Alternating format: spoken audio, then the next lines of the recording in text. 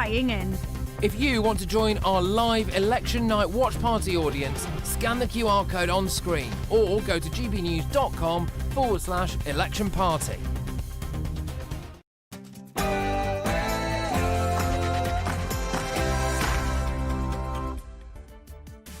Good evening. I'm Tom Harwood, bringing you the State of the Nation tonight.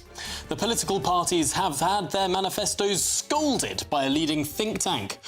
But we obviously told you this on State of the Nation last week.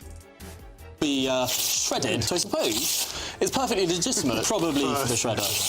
There we go. I think it's got the largest amount of spending increases of any of the manifestos and would be on our backs if we didn't do that. So there we go. Never say we're not ahead of the curve here on State of the Nation. Now, Nigel Farage has come out all guns blazing against the Daily Mail and Boris Johnson. Here is Boris Johnson from 2016. This is what Boris said. Meanwhile, the transgender row has reignited as the Labour Party has suggested it could rip up the Tories' ban on teaching children that there are more than two genders. Plus, over the weekend I caught up with the Lib Dem leader, Sir Ed Davey. Now, could he be the next leader of the opposition? Or is he just a prat on a paddleboard? Well, State of the Nation starts now.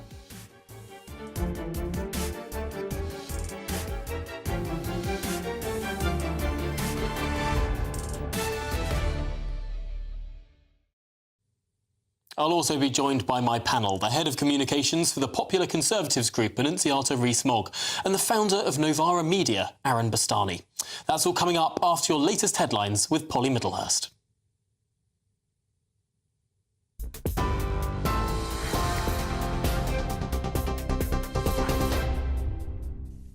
Tom, thank you, and good evening to you. Well, the top story from the GB Newsroom tonight is that the Prime Minister says he isn't aware of any other Conservative candidates facing questions over alleged betting on the date of the general election. It comes after former Minister Tobias Selwood called on Rishi Sunak to suspend those involved, but the party says that would amount to assuming they're guilty until proven innocent. The Labour leader, Sir Keir Starmer, criticised the Prime Minister's approach, saying it was designed to knock it into the long grass on the other side of the election. Meanwhile, the Scottish Conservatives have launched their manifesto today with a promise to recruit 1,000 more GPs and police officers. The party described what would be its laser-like focus on real priorities. And the party leader, Douglas Ross, was joined by the Prime Minister at the event in Edinburgh. Rishi Sunak, though, accused the Scottish National Party of failing the Scottish people. Now, the SNP have let down Scotland. Their independence obsessions mean that they've neglected everything else, letting down Scotland's children, letting down this country. If the SNP win a majority of the seats at this election, they will treat that as a mandate to carry on campaigning for independence for another 5 years. A vote for the Scottish Conservatives is a vote to put this issue to bed, to move past these tired and stale arguments and to go forward united and together. Rishi Sunak. Meanwhile, in Northern Ireland, the Democratic Unionist Party has launched its manifesto. Speaking at the launch, DUP leader Gavin Robertson said every vote counts. The publication of our manifesto marks 10 days to polling day. And make no mistake, the outcome of this election will matter. The Democratic Unionist Party has the strength and the depth to be able to unashamedly make the case for Northern Ireland. We go to Parliament and we make that case on your behalf. The DUP has an experienced track record of working for you on the issues that matter, whilst others talk about delivery. Meanwhile, Nigel Farage has been interviewed on ITV within the last hour, and he's claimed the former US President Donald Trump learned a lot from him, and particularly watching his European Parliament speeches before running for the US presidency himself. On ITV's The Leader interviews, Mr Farage responded to the idea that he is Britain's version of Donald Trump, saying, "I think we're very different, but I think we think the same on many things." He's learned quite a lot from me. I think it goes both ways, yeah. What's he learnt from you? Oh, I think he was. I mean, he was watching my speeches in the European Parliament for many years. Really? Before he decided to run, yes. He's told you that? I know that. And lastly, Princess Anne is in hospital after sustaining minor injuries and concussion after being kicked by a horse on her Gatcombe Park estate in Gloucestershire yesterday. A palace statement released today said His Majesty the King has been kept closely informed and joins the whole royal family in sending his fondest love for a speedy recovery. That's the news. For the latest stories, do sign up to GB News Alerts, scan the QR code on your screen, or go to gbnews.com/alerts.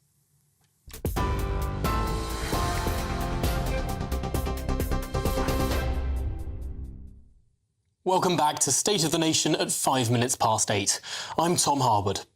Now, earlier today, the director of a leading think tank, Paul Johnson of the Institute of Fiscal Studies, had this to say of the party's manifestos.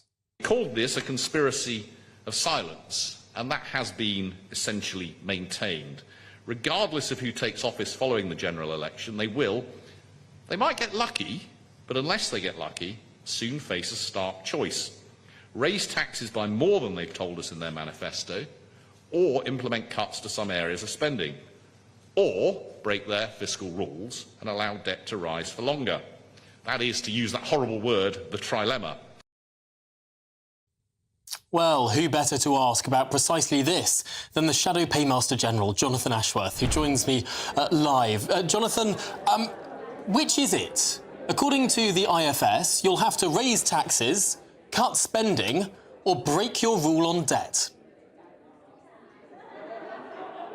Or grow the economy. I understand why people are sceptical, given we've had paltry growth these last 14 years under the Conservatives. But we believe that we can introduce measures that can get the economy motoring. Planning reform, so we can build again in this country. An industrial strategy with our energy policy by investing in renewable energy sources, which will create good, well-paid jobs, and of course cut energy bills for good as well.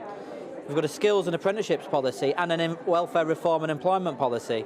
Whereas if we aim for 80% employment, that would support 2 million more people moving into the labour market, and we want to give those people the skills and opportunities to take up good jobs.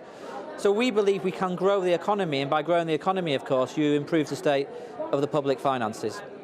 Goodness me, you're sounding like Liz Truss, Jonathan Ashworth, suggesting that everything can be paid for through immediate and fast economic growth. No, actually, we're very honest. We believe that not everything can be paid for. That's why we've made very tough decisions in this campaign, where we've had to say there are certain things which we're not able to fund, but where we have made spending commitments in this campaign, we've outlined where the money, every penny piece, will come from.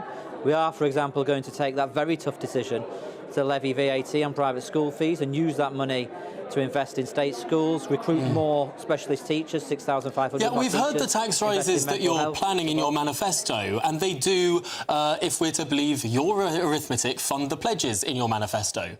But let's look at things that aren't in your manifesto. For example, a new settlement with junior doctors. You say you want to settle the junior doctor pay dispute. Are you going to do that for free, or are you going to find more money for that? And if you find more money for that, where on earth it's going to come from? Well, the junior doctor dispute is, well, we're not going to pay the 35%. That's unrealistic. We've got to negotiate and discuss these matters on the basis of a sense of reality about the state of the public finances. But it will mean more money. But the dispute's not just about pay. The dispute isn't just about pay, of course. It's also about working conditions. And you've got to look at working conditions, the way rotations work in our hospitals, the way in which people are added, the shifts that they do, the way in which these are scheduled. There's a whole range of things that can be looked at. But Jonathan, you're not seriously trying to suggest you're going to settle the junior doctor dispute with a 0% pay rise? This is fantasy politics. No, but I tell you what is fantasy politics. It's pretending that these issues cannot be fixed without engaging in serious dialogue. And that's what the Labour government will always do, engage in serious dialogue. We didn't have national industrial action in the NHS under the last Labour government. We didn't have these national strikes in the NHS under the last Labour government. The last Labour government increased NHS spending by over a third. And the last Labour government grew the economy. And if this government had grown the economy at the same rate the last Labour government grew the economy, there would have been billions of pounds more for public expenditure and our public services. Are you suggesting that if the Labour Party were in charge... If the Labour Party were in charge since 2010, we'd have not only been the third fastest growing country in the G7, we'd have grown materially faster than just about any other developed country in the world. I mean, you know as well as I that since 2007, 2008, all European economies have had sluggish growth. Most developed economies around the world have had a productivity problem and sluggish growth. The UK wouldn't be a standout different player with a different government, would it? Of course it would have been, because we would have had a plan for growth. We would have had a plan for raising productivity. The Conservatives have given up on growth and have accepted that paltry growth, anemic growth... This is historical revisionism. When Gordon Brown announced his final budget in 2009-2010, it was described as an austerity budget. All parties went into the 2010 election promising, and you stood in this election, promising spending cuts. There wouldn't have been a jot of difference between how Gordon Brown would have handled the financial crisis or how the coalition did. Huge difference. There was huge difference. We had a plan for growth in 2010, which George Osborne promising cuts. cut back on. Huge difference. We had a plan to reduce the deficits because we're always prudent with the public finances. You had a plan for billions in cuts. You can't suddenly pretend that if you'd have got in it would have looked magically different with loads more spending. Of course it would have been. We grew the economy when we were in power. The Tories have failed on growth. That's what happens when you get the Tories in power. They fail on growth. That's why employment at the end of this Parliament is lower than the start of the Parliament. Last time that happened was the 1979 Parliament. Employment is millions higher than it was in 2010. There has been a pandemic in this Parliament, but over the course of the last 14 years, there have been hundreds of jobs each day created. Unemployment's up by nearly 200,000 since Rishi Sunak became Prime Minister. And employment is lower at the end of this Parliament than the start. That's not happened since the 1979 Parliament. How high is employment compared to 2010, Jonathan Ashworth? Well, there's a larger population, but employment is lower at the end of this Parliament than the start. The employment rate. That is not an economic record to be proud of. Sorry? You can't pick and choose. Jonathan Ashworth, we hear this so often from the Labour Party. You either try and pick your time to compare an economic statistic from 2010 when the country was recovering from an economic crash presided over by the last Labour Prime Minister, or you choose the period where there was a global pandemic and billions were spent and taxes rose because of that. You can't pick and choose your dates just to make your data fit your particular argument at any particular time. I'm not picking and choosing, I'm just reporting the facts of what's happening in the labour market.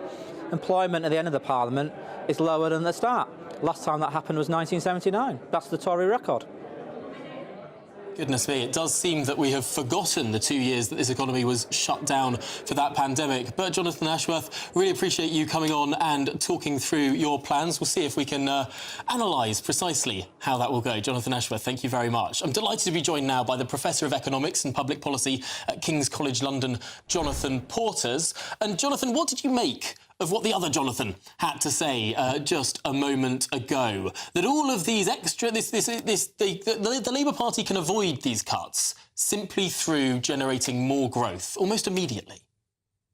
Well, I think that is implausible. I mean, as you implied, it is unrealistic to imagine that either party is going to increase NHS spending, whether that's on junior doctors' pay or repairing crumbling hospitals or keeping up with technological progress at the rate that they've set out in their spending plans. So we know that we will end up spending considerably more money on the NHS in the next Parliament, even just to stand still, let alone to improve things, compared to what either party is planning.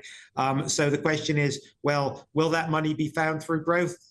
Let's hope so. And certainly the particular issues that Jonathan Ashworth identified about how you might generate growth, planning, reform, increased investment, most people would agree about that. But it's difficult, it takes time, and you do need to have a plan to what you're going to do in the meantime. And if growth, for whatever reason, whether because your plans run into the sand or because of geopolitical events or whatever, doesn't deliver. So the fact that Labour in particular, the Tories as well, of course, but Labour in particular have promised not to put up the major rates of tax, does seem, frankly, like boxing themselves in a way which could prove to be very painful for both for them and the country as a whole over time. Goodness me, politicians not being honest. What's next?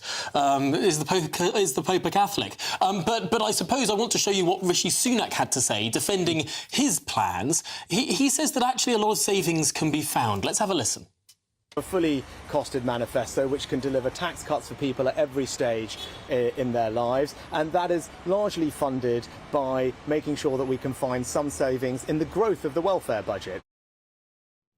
Now, it's true that the welfare budget has been growing by quite a large degree especially since COVID. Rishi Sunak suggests that billions in savings can be found by simply reducing that growth rate. Is that true? Well, remember that, funnily enough, the figure of £12 billion that the government, that Rishi Sunak claims is fully costed, which frankly is simply a lie. There are no such plans. Was precisely the same number that actually David Cameron promised us back 7 or 8 years ago, and it simply wasn't delivered because of a combination of bad policy and poor implementation of that policy. In fact, the result of the Conservatives' attempts to cut the disability benefits budget, and of course there have been a number of attempts by the Conservatives to cut the have been actually to increase that budget.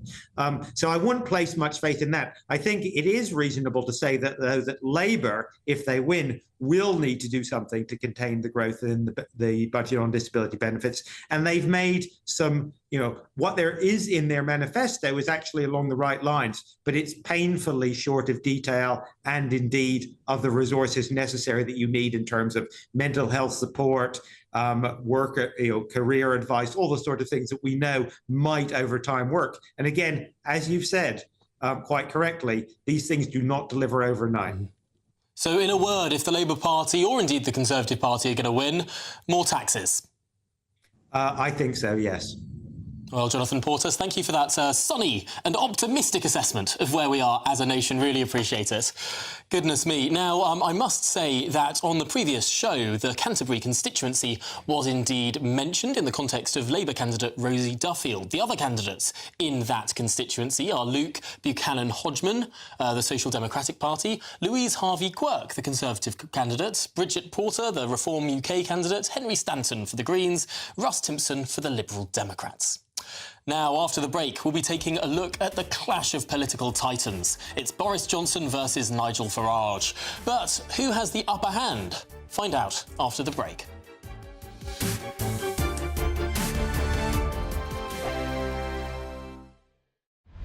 Britain's newsroom. Weekday mornings from 9:30. I've got a grade 3 astrocytoma brain tumour. Once I was diagnosed, I tried to do my claim with my insurance company and was rejected. They then also cancelled my life insurance and also cancelled my wife's policies as well. And this is Zurich Insurance, John. This is Zurich, and their point was, because you'd had some dizzy spells, which you hadn't told them about, they say dizzy spells equates to a brain tumour, which there's no evidence to support that. I was with King's College Hospital. They ignored them. King's College Hospital were the experts. And you were expecting £25,000? Yeah, that was a critical illness claim. Critical illness, because you've got a critical illness. Clearly, it couldn't be more critical, could it? No. Michelle, you've got a lovely, poorly husband, and you're also worrying about paying the bills and what the future holds. Yeah. What impact is this having on you on a day-to-day basis? I try not to think too much about the future because it does upset me. I'm kind of thinking, when John does go, I'm left with a mortgage to pay and 2 young children. How old are your kids? 5 and 3. Right. Yeah.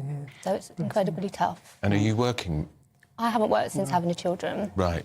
And that's a decision we made when we had children. In the grand scheme of things, this amount of money is a drop in the ocean for a company like Zurich. Yeah, because I think they could make all this go away. I've read some of the statement.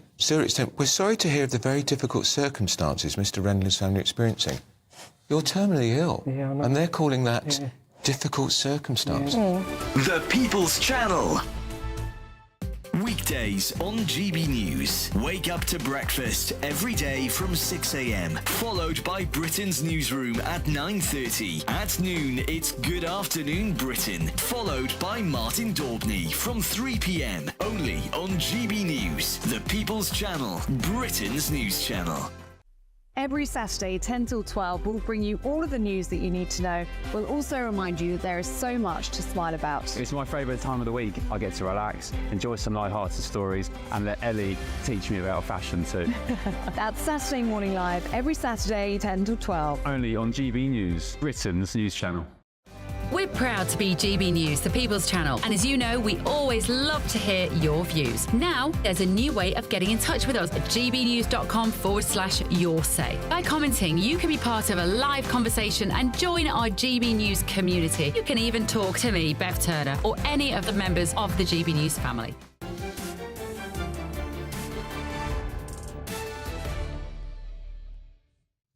Welcome back to State of the Nation at 8:20. I'm Tom Harwood.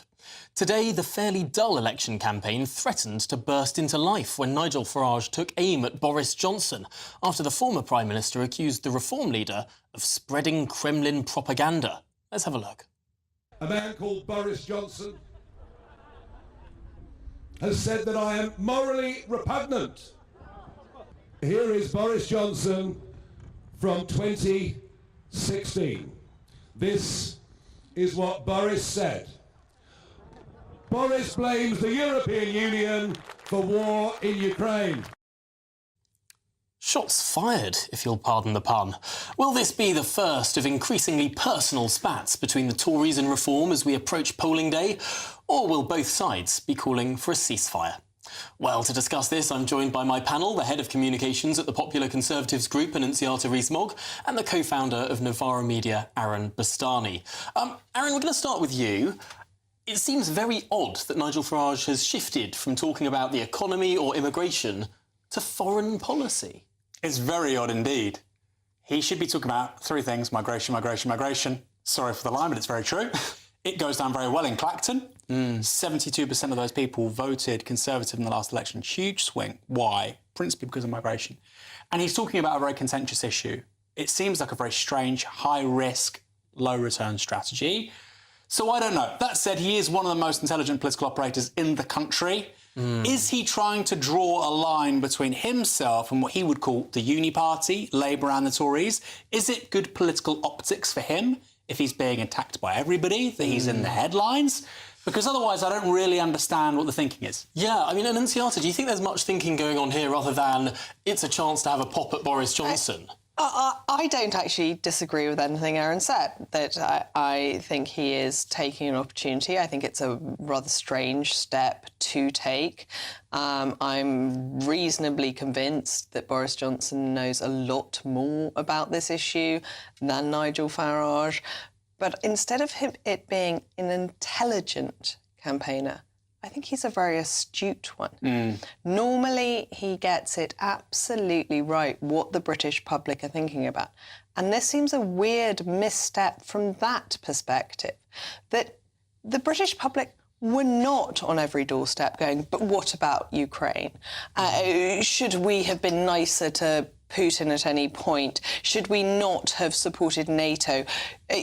That wasn't the conversation that was going on. And yes, Nigel has held this belief since 2014, I believe is when he first said it. But I don't understand what he thinks it gets him, unless it is to divide the two main parties. Unless we're being too cynical here and trying to find political operation and focus groups and polling. And what if it's just what he believes? Oh, it might well be, but that doesn't stop it being an unusually massive misstep from Nigel. And Aaron, I mean, it sounds like something that Jeremy Corbyn might cook up. The idea that NATO is getting too big, that encouraged Vladimir Putin. After all, that didn't go down too well for Jeremy Corbyn in 2019. He never said anything like that on the campaign trail. That's the funny thing. You know, Jeremy Corbyn would like to get rid of Trident. He would like ultimately for Britain to leave NATO. He doesn't believe in the Western Alliance, etc. He never said those things publicly when the spotlight was on him. So I do find it strange. And Farage has had so much momentum, so much wind in his sails, it really is puzzling. You're right, he's astute, he's cunning. This isn't something a cunning politician would do. Yes, he believes it, and he's more than welcome to believe it. We live in a free society, he can have that view. But the idea that he would want to put a spotlight on it for several days when we're a week away from a general election puzzles me. But you probably agree with him, don't you? No, I don't agree with him, no, I don't agree with him. And it's not just that we're a week away from a general election, and it is, a week and 3 days, but it's that postal votes have already landed, that 25, approximately, % of the vote will be voting today, tomorrow. And this has turned into, suddenly, the biggest issue. And is it one he needed... What was the motivation? Because I do actually think he's an astute politician. I completely disagree with him on this issue. I think that the weakness of the West enabled Putin and emboldened Putin in 2014-15 to invade Crimea. And yet, are we doing precisely what we're accusing Nigel Farage of doing, which is misreading the public mood, misreading what the polling says? And I'm not talking about UK support for Ukraine. That is a high according to every poll.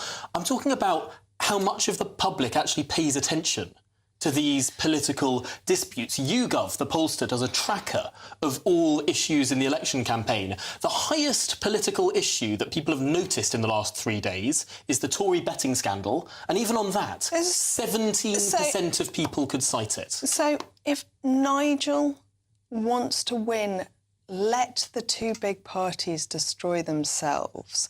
This is a bizarre headline for him to be grabbing, that Boris Johnson does still have his supporters, particularly on the issue of Ukraine.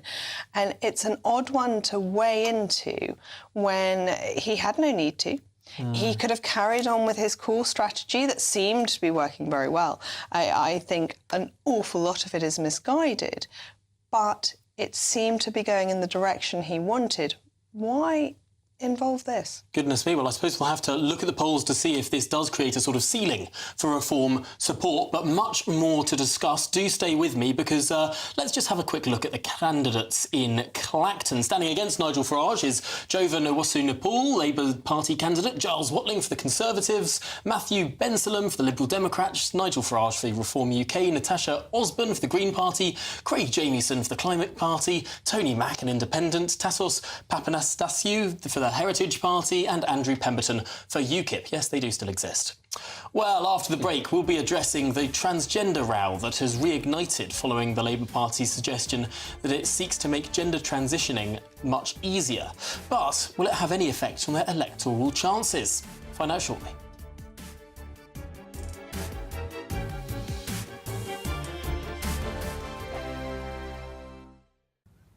Evening, weather update time from the Met Office here on GB News. Many of us having something of a hot spell over the next few days, but nothing exceptional for the time of year, and it isn't going to last too long. In fact, already on Tuesday we'll see cloud increasing across the northwest from these weather fronts that are trying to trickle in. But high pressure is dominating for many of us. Has been quite cloudy over Wales and southwest England today. That cloud breaking up more through this evening. Some mist and low cloud clinging to the south coast. And there's the cloud I talked about, bringing some patchy rain to the Highlands and the Western Isles through the night. For most, though, a dry night, fine night and a warm one.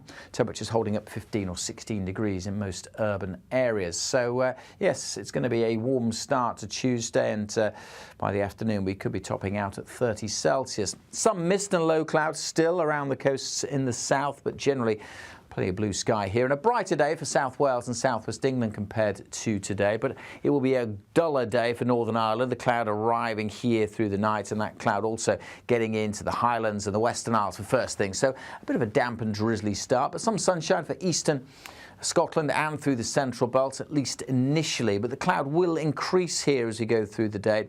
Cloud will bubble up also over parts of northern England, and there is the likelihood of 1 or 2 pretty isolated, but potentially quite heavy showers over northern England during the afternoon. We'll see a bit of rain also for eastern Scotland, maybe a few showers through the central belt. Probably brightening up for Northern Ireland and the west coast of Scotland.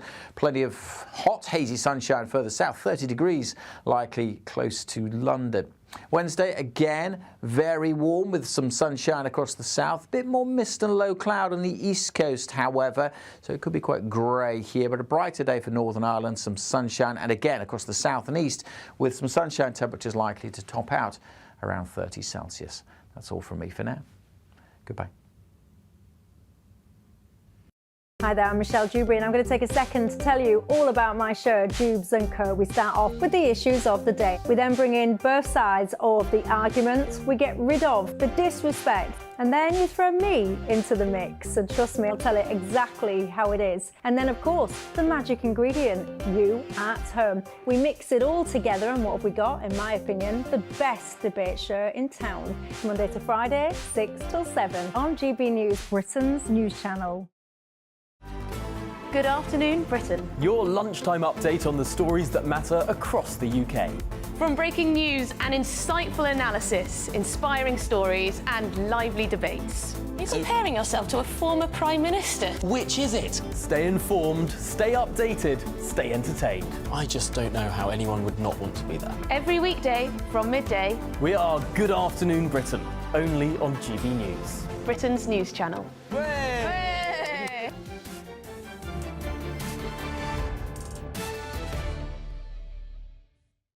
Welcome back to State of the Nation at 31 minutes past 8. I'm Tom Harwood.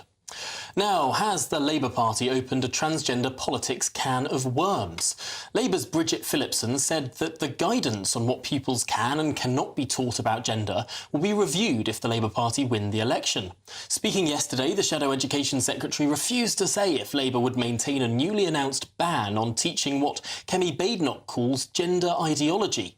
Phillipson simply said, there are trans people within society and their existence should be recognised. However, today the Labour Party's leader, Sir Keir Starmer, appeared to contradict his Shadow Education Minister, saying, no, I'm not in favour of ideology being taught in our schools on gender. Clear? What's going on? Delighted to be joined now by teacher and journalist Debbie Hayton. And Debbie, first of all, what was the change that Kemi Badenoch announced, just to get the context of where we are in this fairly confusing debate? Well, it was Kemi Badenoch and Gillian Keegan, the Education Secretary, and they announced, they announced a consultation on a policy which will stop children being taught that there's 103 genders and you can choose which one from the smorgasbord, and if you haven't got a gender identity, then perhaps you should go and find one. And this was mid-consultation. The election sort of broke through that process, and now the Labour Party is saying that they might not necessarily restart it were they to get into office. Yes, so clearly it was something that caught Bridget Phillipson out, I suspect, and she wasn't clear on what Labour will do, and it just brings a lot of uncertainty to the classroom. It brings a lot of uncertainty to teachers. We need a bit more certainty to teachers in what we should be teaching children, what we should not be teaching children. I think everyone can agree that certainty is very good in this debate, where clearly there's been a lot of uncertainty and people don't really know what to say a lot of the time.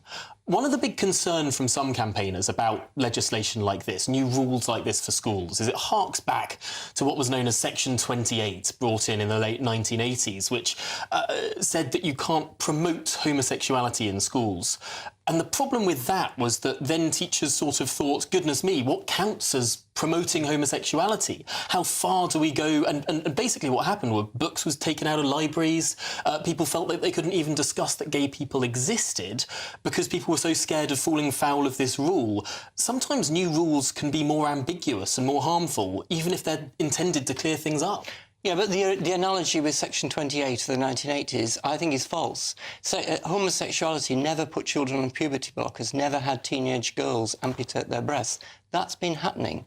And these ideas have been promoted in schools, that children would be happier if they delayed their puberty. There were similar arguments, though, around gay people and public toilets, around gay people and children. I mean, there are very similar themes towards the debate and the discussions that we hear now around transgender people. Yes, but what we see here is children potentially being harmed by an ideology which tells them that they may well be the opposite sex, and they may be happier being the opposite sex. And it's not true, Tom. People have a biological sex, and that needs to be the basis of what we teach, the foundation. Is the risk here, though, that with new rules coming in for schools, teachers might be overzealous, afraid of being sued, afraid of being cracked down upon by a government, and therefore simply not mention that transgender people exist at all? Is that a risk? Well, my students know that a transgender person exists because I teach them. But what happens is that teachers go into education. I'm there to teach physics, my colleagues are there to teach maths, my other colleagues are there to teach English. These issues, teachers do not know a lot about these things. And when the government, under a previous iteration of the RSE guidelines, said that we must teach about gender identity. That's religious, sex and education. Relationships, sex and education. We must teach about gender identity. There was no resources in school to do that. And a vacuum appeared, and then there were various activist groups, Stonewall being one, Mermaids being another, were quite happy to deliver materials into schools. And one of the big concerns about that is parents couldn't see the materials that were being shown to children. Some arguments were made around copyright and all the rest of it. I mean, I suppose some of these reforms proposed by Gillian Keegan and Kemi Badenoch wanted to make sure that parents could see that material. Do we know what the Labour Party has said if they would continue that at the very least? Well, it's unclear what the Labour Party thinks. I don't think the Labour Party really understands the situation. That is the problem, and I don't think they understand the issues that they're talking about. And just very lastly, the Labour Party has also said it wants to make the process of getting a gender recognition certificate easier. Originally, they supported self-ID, like Nicola Sturgeon did in Scotland, but they've moved from that to sort of this halfway house between the panel of doctors and lawyers that exists now and a total free-for-all, just one doctor. Well, one doctor, but who? And without a second opinion, and a doctor which would be taking a fee perhaps from the patient. And if a doctor will write what the patient wants them to write, they collect their fee. There is no second opinions. There's going to be no second opinion and no panel of legal experts to see if the procedure's been followed. Do you think that the process now is too legalistic, too much anonymised and focused on panels? Well, there needs to be a panel to decide whether the legal process has been followed, and that's what actually happens. The process, in my view, is there. If anything, it needs to be tightened up. It's open to abuse, and we need to be looking at why people are applying for GRC and why they need a GRC. Well, Debbie Hayton, thank you so much for coming in and talking through those twin issues that no doubt will, I think, be bubbling up in the media if the Labour Party win the next election. But on to the Tories now. The betting scandal continues to plague Rishi Sunak as a fourth senior Conservative comes under investigation for allegedly placing dozens of bets on the election date, potentially generating thousands of pounds in winnings. Nick Mason, the Conservatives' head of data and a Herefordshire councillor, denies any wrongdoing. But with two parliamentary candidates also under investigation, is this headache for Prime Minister potentially gambling away the party's future? See what we did there? Well, back now to my panel, Annunziata Rees-Mogg and Aaron Bastani. Annunziata, a lot of people just simply can't understand what on earth is going on here. I think most Tories can't understand what's going on here, that it seems completely unforgivable that if you've got insider information, you are going out for financial gain from that. And if it was in the City of London, it would be completely illegal. As it happens with gambling, it's not illegal, as I've read it or understand it. It is, however, quite clearly the wrong thing to do. Very, very stupid, especially MPs have a very good wage. They're on £90,000 a year. And these MPs are allegedly making bets of less than £100. I mean, it's trivial. I don't want to split hairs on this because I don't support what they've done, but they're not MPs. Of course. No MPs exist. The election's been called. No, and both were just candidates. There has been an MP who's said that he was involved as well. The Prime Minister's PPS, Craig Williams. Fair enough. The other one is just a candidate, unlikely to win her seat, and the other two, as I understand it, are SPADs. Well, SPADs, the moment that an election is called, lose their jobs. But I've also heard from other SPADs who are now unemployed. And these are special advisors at the heart of it. Special advisors.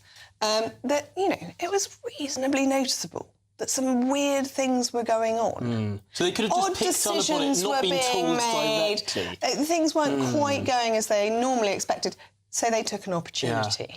Aaron, I mean, this is just the last thing that the Prime Minister needs. You almost feel sorry for him. Because he's a relatively competent person in his private life, it seems. He's had a successful career before politics. And as you said a moment ago, the sums involved are so small. If you were looking at upside of £50,000 or £100,000, somebody might risk their reputation. You wouldn't endorse it, but you understand it. But like you say, it's hundreds of pounds being laid out for potentially a few thousand in return. And there are a couple of senior people here, the head of data, and as you said, his most senior parliamentary aide. Why sully your good name for something so pathetic and trivial? It's extraordinary.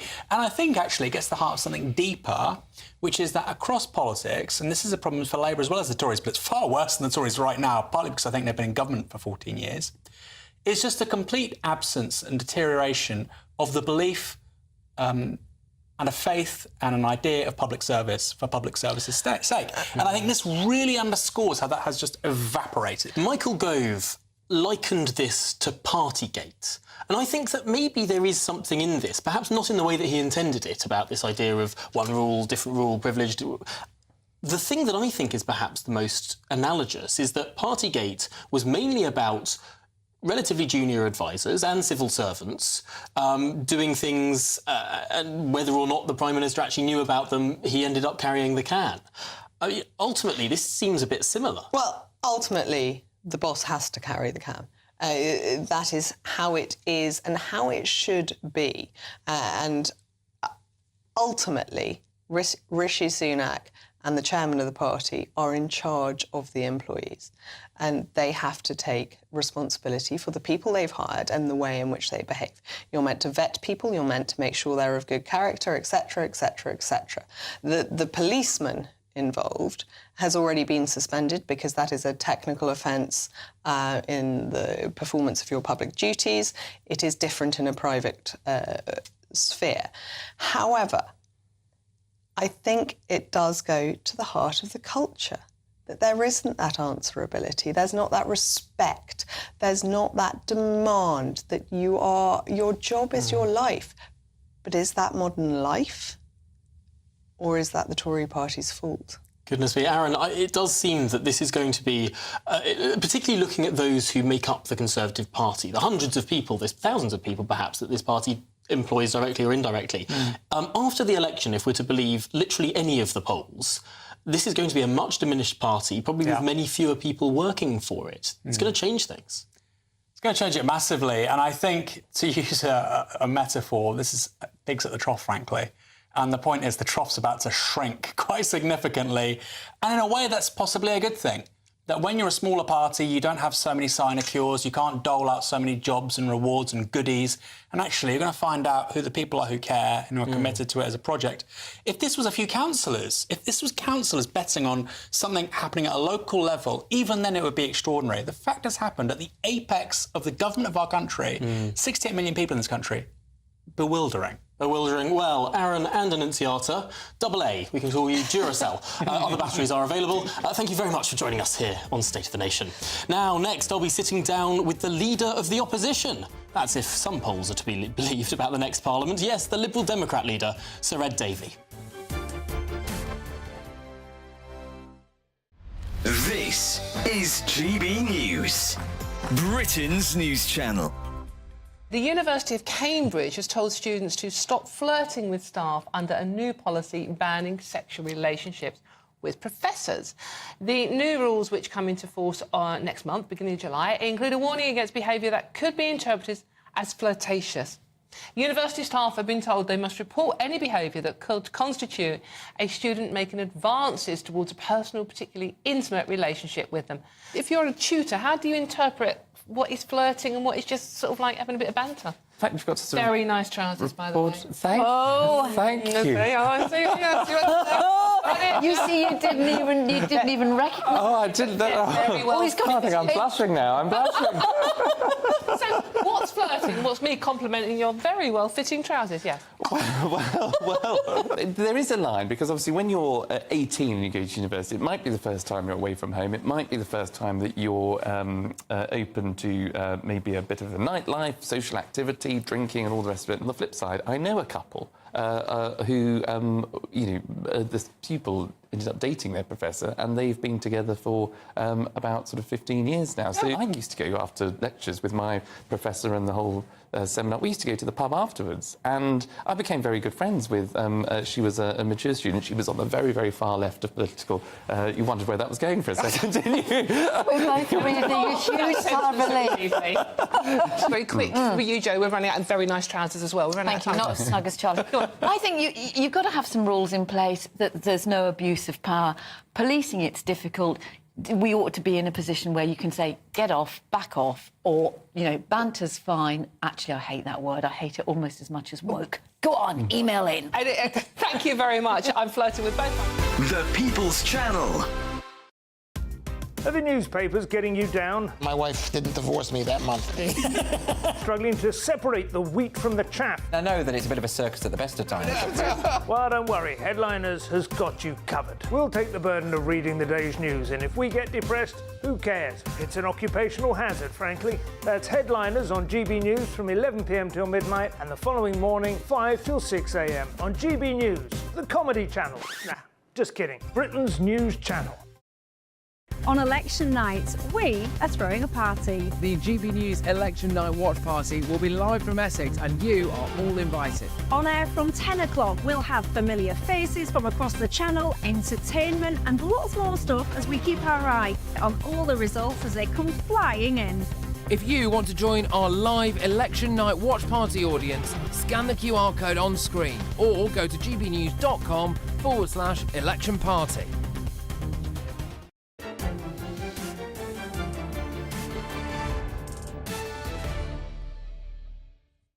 Welcome back to State of the Nation at 8:45. I'm Tom Harwood. Now, over the weekend, I sat down with the man that some polls suggest could be the next leader of the opposition. Yes, Sir Ed Davey and I spent a day at a chicken farm, followed by a traditional garden dance. It's all very Lib Dem. I started off by asking him about his comedic stunts that have caught headlines throughout this campaign. Here's what he had to say. When we've done a number of these stunts, we've had very serious messages. When I fell off the paddleboard in Lake Windermere, we were part of our campaign to end the sewage scandal, and the Conservatives have failed to do that. When I came down that slide with all those young people in half-term, we were talking about mental health and how we wanted to look after the mental health of our children and young people. The Conservatives have failed. We have a positive programme to make sure there's a qualified mental health professional in every primary and secondary school. It couldn't be more serious. I'm afraid it's the Conservative Party who are a bit of a joke. And yet, what the Conservatives are saying is that there are going to be lots of areas in parts of the country like this one where voting for the Liberal Democrats is going to give Keir Starmer a blank cheque. That's their words. Well, the Conservatives couldn't be more wrong. A vote for a Liberal Democrat is a vote for a Liberal Democrat, and we can beat the Conservatives in many seats across the home counties. Here in Surrey, we're doing really well. In the West Country, in large parts of rural Britain, Liberal Democrats are doing well. Frankly, the Conservatives have been a failed government, and they'd be a failed opposition too. Liberal Democrats could be a really strong force in the next Parliament, and I think that's much better for the British people rather than a divided, failed Tory party. Certainly true, the Lib Dems could be a strong force. According to at least one poll, you're going to be the next leader of the opposition. Are you prepared for that? I'm not going to take the people for granted. One of my criticisms of the Conservatives is for so long they've taken people for granted, they've let them down. We're not going to do that. We're going to listen to people, put forward our positions on health and care, our rescue plan for the NHS, our plan to tackle the sewage scandal, for example. If we have more Liberal Democrat MPs, I think that could transform our politics. And to some extent, it often seems that the Conservatives and the Liberal Democrats in this part of the world almost compete with each other to try and stop people building things. Is it not the case that perhaps looking at the way that the country has been governed, both when you were in government and with the Conservatives and with the Labour Party before them, in some ways we have the most regulated and arbitrary system of approving development, and that's holding us back. Well, the Conservative approach, which has really dominated the last few years, has been a developer-led approach, and that's caused a lot of reaction to people because they haven't felt that the infrastructure is going along with the housing. They haven't had the social infrastructure in terms of more GPs or school places. They haven't had the physical infrastructure. Do you think too many water. things have been built in Britain?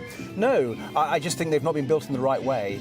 And what Liberal Democrats are saying, let's take a community-led approach. If you do that, you can get the houses and the right sort of houses in the right places, and you can get that infrastructure, whether it's the health infrastructure, the education infrastructure, or the transport or water infrastructure. Now, you're talking about rivers today, you're talking about pollution, and particularly these chalk streams, and you want to create a new blue flag status. What is that? Yeah, I mean, the chalk streams in the UK, and particularly in England, are very precious. 80% of the world's chalk streams are in England, and some people have called them England's rainforest, so they're really important. And unfortunately, the government and the regulator have allowed the water companies to pump their filthy sewage into it. And we have a solution to that, part of our programme to tackle the sewage scandal, and that's saying that we would have blue flag status. That would mean they'd be monitored better, the rules would be tougher, and we'd be sure that if you went bathing them any time in the year, that would be clean blue water. Other countries have managed this. Don't see why we can't. Is it not the case that other countries don't have creaking Victorian infrastructure?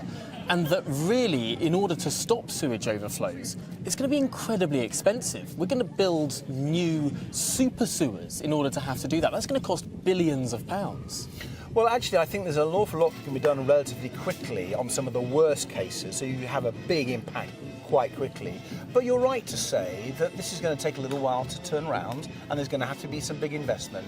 What's happened is the regulator and the government have been so soft on the water companies. They've allowed them to borrow billions of pounds, pay their shareholders huge amounts in dividends, pay their executives huge amounts in bonuses, and not made the investment that we're talking about. The amount they're paying to their executives is tiny compared to the amount that they'd have to invest to overhaul the entire water infrastructure of this country. But Tom, I was talking also about the dividends, and I think you'll agree, they've paid huge amounts of dividends out rather than the investment that was needed. Mainly to pension funds? Well, actually, to lots of different people who've benefited from that. What they should have been doing, what their job to do, was to invest in the infrastructure, just as you said, actually.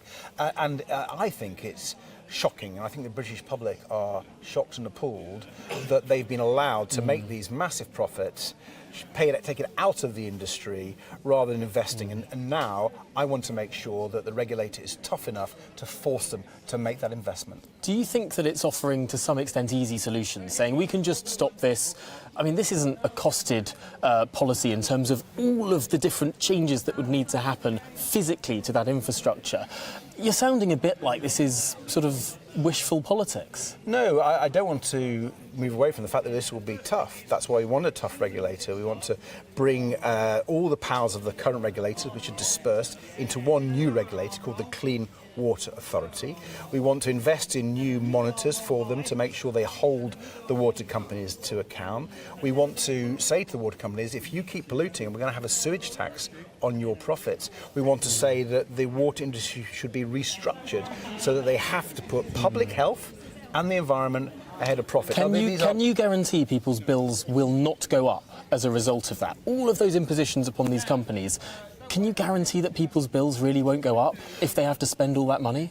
Well, at the moment, the Conservative government and Ofwat are proposing huge hikes in people's water bills. You're absolutely right. And your plan would be even higher? No, they wouldn't, because I think the regulator and the government have been really weak on the companies. Companies have made huge amounts of money over the last, several decades, and it's about time that they had to cough up. Some of these companies are going bankrupt. Well, some of these companies need to make sure they're doing the right investment. If they're not prepared to do it, they need to sell it to someone who is.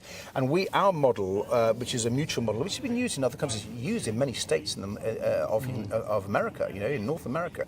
The model we're proposing is used in many places, and it's provided the investment, the stability, and it's sorted out the water infrastructure. So it can be done. Well, Ed Davey, thank you very much for sitting down, and thank you also for sharing some of your dance moves a little bit earlier on. Really don't think I'm going to be invited on to Strictly anytime soon. Now, there was Ed Davey in an English country garden, and you can't get quite much more Liberal Democrat than that. Notable, he wasn't denying his plans would mean that water bills might have to go up in price. But that's all from me this evening. Up next is the one and only Patrick Christys. And Patrick, what have you got on the show? Yes, I've got a heck of a lot coming your way this evening. We've got a new look studio as well, so make sure you tune in for all of that. Bit of woke madness. Why have taxi drivers been banned from flying the St George's flag? Do you think you'd get the same thing if they wanted to do the Pride flag or indeed the Palestinian flag? I'm not sure. We're also going to be talking about Gamblegate. Is it worse than Partygate? And are Labour coming for your kids with trans ideology? It certainly sounds that way. I've got a heck of a lot more on as well, but you'll have to tune in to find out, won't you? Goodness me, looking forward to it. 9 o'clock until 11. Patrick, thank you very much. Well, that's it from me this evening, and that just remains for me to say it's been a very warm day. Let's hope that this weather can indeed continue. But you know what? We've got a little special surprise for you. Not only is it sunny in Somerset, we can actually find out just how sunny it is across the whole of the United Kingdom of Great Britain and Northern Ireland. Here's your weather. A brighter outlook with Box Solar, sponsors of weather on GB News. Evening, weather update time from the Met Office here on GB News. Many of us having something of a hot spell over the next few days, but nothing exceptional for the time of year, and it isn't going to last too long. In fact, already on Tuesday we'll see cloud increasing across the northwest from these weather fronts that are trying to trickle in. But high pressure is dominating for many of us. It has been quite cloudy over Wales and southwest England today. That cloud breaking up more through this evening. Some mist and low cloud clinging to the south coast. And there's the cloud I talked about, bringing some patchy rain to the Highlands and the Western Isles through the night. For most, though, a dry night, fine night and a warm one. Temperatures holding up 15 or 16 degrees in most urban areas. So, yes, it's going to be a warm start to Tuesday, and by the afternoon we could be topping out at 30 Celsius. Some mist and low clouds still around the coasts in the south, but generally plenty of blue sky here, and a brighter day for South Wales and Southwest England compared to today, but it will be a duller day for Northern Ireland. The cloud arriving here through the night, and that cloud also getting into the Highlands and the Western Isles for first thing. So a bit of a damp and drizzly start, but some sunshine for eastern Scotland and through the central belt, at least initially, but the cloud will increase here as we go through the day. Cloud will bubble up also over parts of northern England, and there is the likelihood of one or two pretty isolated but potentially quite heavy showers over northern England during the afternoon. We'll see a bit of rain also for eastern Scotland, maybe a few showers through the central belt. Probably brightening up for Northern Ireland and the west coast of Scotland. Plenty of hot, hazy sunshine further south, 30 degrees likely close to London. Wednesday, again, very warm with some sunshine across the south. A bit more mist and low cloud on the east coast, however, so it could be quite grey here, but a brighter day for Northern Ireland, some sunshine, and again across the south and east with some sunshine, temperatures likely to top out around 30 Celsius. That's all from me for now. Goodbye. Looks like things are heating up. Boxed Boilers, sponsors of weather on GB News.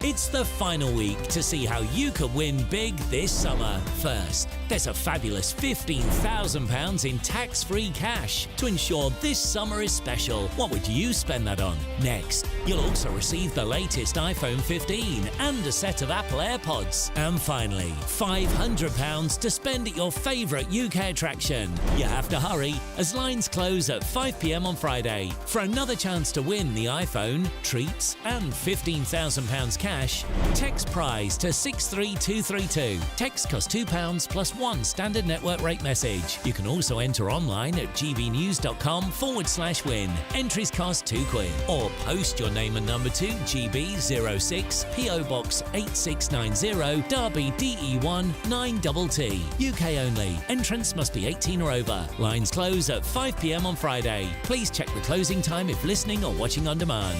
Good luck. Weekdays on GB News. Wake up to breakfast every day from 6 a.m. Followed by Britain's newsroom at 9:30. At noon, it's Good Afternoon Britain. Followed by Martin Daubney from 3 p.m. Only on GB News, the People's Channel, Britain's news channel. Every Saturday, 10 till 12, we'll bring you all of the news that you need to know. We'll also remind you that there is so much to smile about. It's my favourite time of the week. I get to relax, enjoy some light-hearted stories, and let Ellie teach me about fashion too. That's Saturday Morning Live, every Saturday, 10 till 12. Only on GB News, Britain's news channel. Join me, Nana Akweer, for an informative, interactive news programme with a difference. It's fun. It's true. You're not wrong. No one will be cancelled. Lovely. Join me from 3 p.m. every weekend, only on GB News, Britain's news channel. On election night, we are throwing a party. The GB News Election Night Watch Party will be live from Essex and you are all invited. On air from 10 o'clock, we'll have familiar faces from across the channel, entertainment and lots more stuff as we keep our eye on all the results as they come flying in. If you want to join our live Election Night Watch Party audience, scan the QR code on screen or go to gbnews.com/election party. Good afternoon, Britain. Your lunchtime update on the stories that matter across the UK. From breaking news and insightful analysis, inspiring stories and lively debates. You're comparing yourself to a former Prime Minister. Which is it? Stay informed, stay updated, stay entertained. I just don't know how anyone would not want to be there. Every weekday from midday. We are Good Afternoon Britain, only on GB News. Britain's news channel.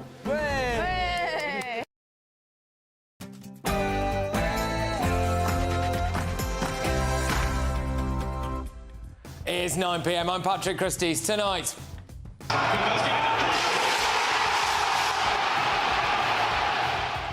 Woke madness. Taxi drivers banned from flying the St George's flag. Why is it always English patriots who have to suffer? And is the case that obviously any decision by anyone to use inside information to bet on the election date, that is wrong.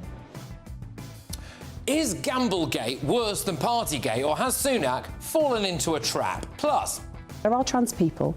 They have a right for their existence to be recognised. Many trans people are vulnerable and are deserving of support. are Labour coming for your kids with trans indoctrination? Also, this is what Boris said. Boris blames the European Union for war in Ukraine. Nigel Farage and Boris Johnson go to war. Whose side are you on? And but we'll be campaigning for Remain. It's not about going back into the EU. We've left, we're not going back. is a Labour government about to sign us up to free movement again? Also, however, until we wake up and Kemi Badenoch doesn't exist anymore,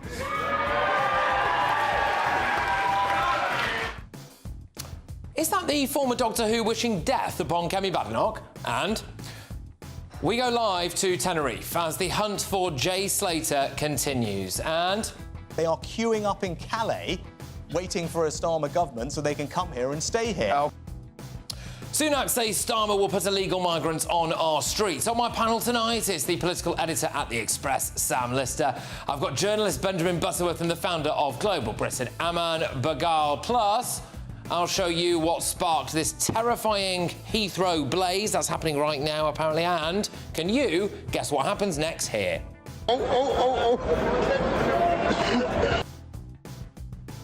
Get ready, Britain. Here we go.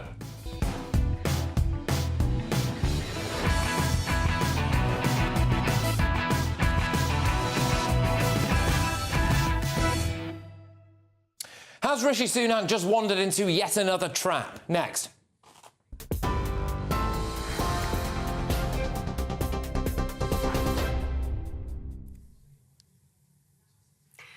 Good evening and welcome to GB News and the top story tonight. Britain's next government, it's said, will face big decisions on taxes and the size of the state. That's according to the Institute for Fiscal Studies, unveiling its analysis of the major parties' manifestos this morning. The think tank accused both Labour and the Conservatives of maintaining a conspiracy of silence on their spending plans. But the Prime Minister, Rishi Sunak, insists tax cuts are possible, which his government would fund by spending less on welfare.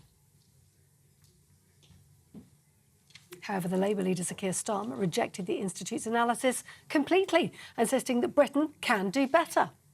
Don't accept the forecasts that say we can't do better than this.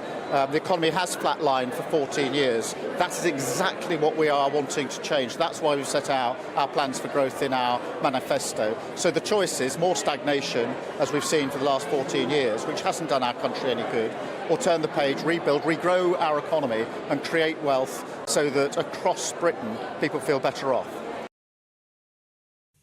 And this is how Prime Minister Sunak responded. We have a fully costed manifesto which can deliver tax cuts for people at every stage in their lives, and that is largely funded by making sure that we can find some savings in the growth of the welfare budget, because it's been growing at unsustainable levels since the pandemic. We've set out a very clear plan to reform that, to support people into work, and in fact the Institute of Fiscal Studies acknowledged that last time around, when they said that that wasn't possible, that it was actually delivered, and that's something that the Institute of Fiscal Studies themselves have said. Prime Minister Rishi Sunak. Now, Labour says it would end what it's calling DIY dentistry in England if it gets into power at the election. Labour accused the Conservatives of taking NHS dental services to death's door, comparing the state of the sector to a Charles Dickens novel. Labour says it would fund an extra 700,000 urgent appointments a year, with grants of £20,000 for new dentists in underserved areas. The Conservatives' recovery plan would see practices offering cash to take on new students. But the Shadow Health Secretary, Wes Streeting, says that won't be enough. After 14 years of Conservative government, our NHS dentistry services have been left to rot, and so have people's teeth. It's going to take time to rebuild NHS dentistry, and that's why our starting point is 700,000 urgent dentistry appointments, so that we can meet people's needs without them ending up in A&E, worse for them and also more expensive for the taxpayer. We're going to take prevention measures, particularly with children living in higher levels of deprivation, with supervised toothbrushing in schools, an approach that's proven to work. Shadow Health Secretary Wes Streeting there. Now, you may have noticed even that it's rather warmer outside tonight, and this week we're expected to get quite a boost in temperatures, and it's going to be good for the hospitality sector, we're told. Temperatures forecast to peak at above 30 degrees in London on Wednesday, with most of the southeast of England seeing temperatures in the mid-20s. Hotels, bars and restaurant owners say it's a likely boost as outdoor eating and drinking take place as more people head out to enjoy those warmer evenings. And that's in contrast to Britain's rather wet spring, which saw 30% more rainfall across England and Wales than usual. That's the news. For the latest stories, sign up to GB News Alerts, scan the QR code on your screen or go to gbnews.com/alerts.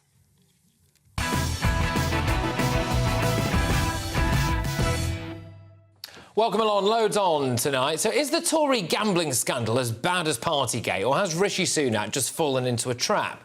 The Gambling Commission have got involved after bets were placed on the date of the general election. So there were an unusually large number of bets placed on a July election. Now, as you'll be able to see here, there is a sizable increase in the amount bet the day before Rishi Sunak stood outside Downing Street in the pouring rain. Craig Williams, Mr Sunak's parliamentary private secretary and Tory candidate, admitted to having a flutter. He's now under investigation. Tony Lee, the party's director of campaigns, and his wife, Laura Saunders, the Tory candidate as well in another constituency, are also under investigation. Nick Mason, the Tory party's chief data officer, he's also under investigation. Now, it's reported that other people within the Tory party and government are also being investigated, but they have not yet been named. But has Rishi Sunak allowed himself to fall into a trap here? So there has reportedly never been a conviction for political betting by someone who may have been in the know, and it might not actually even be an offence. So, as far as I can gather, Section 42's definition of cheating, as per the Gambling Act, applies when you nobble a horse, bribe a croupier or mark cards, not when you have inside information that your bet is a dead cert. And the head of public affairs at the Gambling Commission is a chap called George Sinnott, who reportedly worked for the Labour Party in various positions for 15 years. Apparently, he also praised Starmer's election as Labour leader on social media whilst he was working at the Gambling Commission. But regardless of all of that, Rishi Sunak came straight out and said this. I was incredibly angry when I learned about these allegations. In the same anger that many of you will feel and everyone watching, and it's right that they are investigated thoroughly. These are serious allegations. Right that they're properly and thoroughly investigated, as they are being independently, including a criminal investigation, as you'll be aware, by the police. And now Michael Gove has compared the scandal to Partygate, saying it looks like one rule for us and one rule for them. He also said this.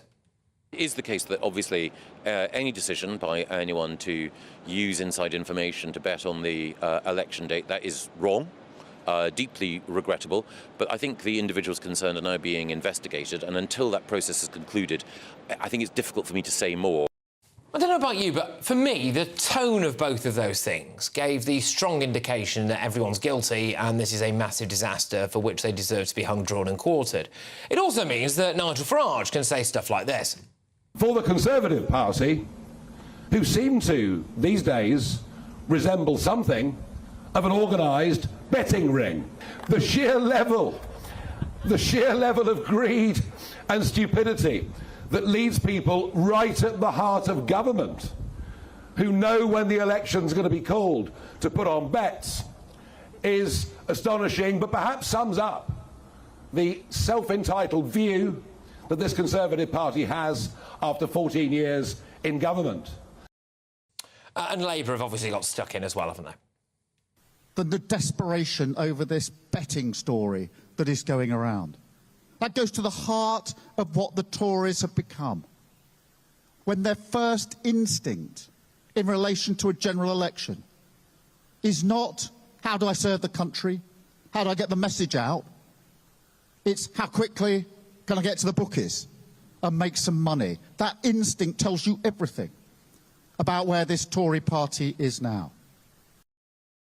Well, not to mention what's been going on the internet as well, with people mocking it up as number 10 to 1 Downing Street or taking the Route 1 approach and turning it into a betting shop as well. So, when it comes to this Gamblegate scandal, what does it mean for you? Is this worse than Partygate? Potentially, you might not care that much about Partygate, but you catch my drift there. Or have the Tories just wandered in to a political trap here? Let's get the thoughts of my panel this evening. I've got the political editor for The Express, Sam Lister. I also have journalist Benjamin Butterworth and founder of Global Britain, Aman Bagal. Sam, I'll start with you on this. Is this actually anything to do with Rishi Sunak? I mean, it's a bit like asking my chief exec to take responsibility for all the stupid things I do outside of work, isn't it? And I'm sure you wouldn't be too thrilled about that. But the problem is, it doesn't really matter if it's right or wrong, if people have done right or wrong. It's broken in the middle of an election campaign, and that is just really difficult. And I think, actually, on the gambling side, you were mentioning, you know, I think a very small number of people actually knew. So there might have been a big flurry of bets, but they could be people who just... You can sense in Westminster the small changes. You might just get a sense of there's something going on here. Things that normally happen aren't happening or whatever. Is that breaking the rules? I don't know. But it doesn't matter because ultimately it looks bad from the outside. Yeah, exactly. And this is why I wonder whether or not Rishi Sunak has wandered into this trap. With that initial response there, I'm so angry about this. I'm very angry about it. I mean, it just implies that, to me anyway, that he knows that everyone's guilty. And that may well not be the case. I just think politically... that was a little bit stupid. Well, we don't know whether they're guilty, but he will know who was aware of the date of the election, who was close to those conversations. So he may have a lot more reason to be angry than we know at this stage. But I think what it tells you, because, you know, this started off as an investigation because there's something called politically exposed person, and because a candidate had made a bet, regardless of what they'd bet on, they had to report that, and then that meant they had to go investigate all these other people who had placed bets. It went from about 100 quid a day going on the date of the general election to nearly 6 grand on the 21st of May, just before it was called. Now, clearly that is very strange behaviour, that all those people who work at the top of the Tory party suddenly decided to do it. The other consequence is that we know Morgan McSweeney, who's one of the people in charge of Labour's campaign, spotted this and thought, oh, they're about to call an early election. So it was an unbelievable mistake. And the only other thing I'd say is that it shows that the rot isn't just in Tory MPs. The idea that there were potentially people trying to cash in that run Conservative Party headquarters... We potentially will never know how many Labour MPs put bets on anything, will we? But, well, first of all, I think it'd be unwise to do it. But a Labour MP is not going to have the inside knowledge that the head of campaigns potentially could, and we'll soon find out. I mean, this is the thing. This is now a big story, OK? But conceivably, People could have put bets on anything going forward, on the way that Labour were going to vote on anything, on whether or not, you know, Angela Rayner was going to be made deputy leader. You could put all these, but anyone with any inside knowledge whatsoever. I mean, man, I just wonder, is this actually a massive story with serious public cut-through, which, by the way, I say may well be, genuinely, or is this just a big media storm? Well, look, I think I quite agree with Michael Gove when he says that, look, it looks like one rule for us and one rule for them. That is, I think, potentially the cut-through it could have with the general public.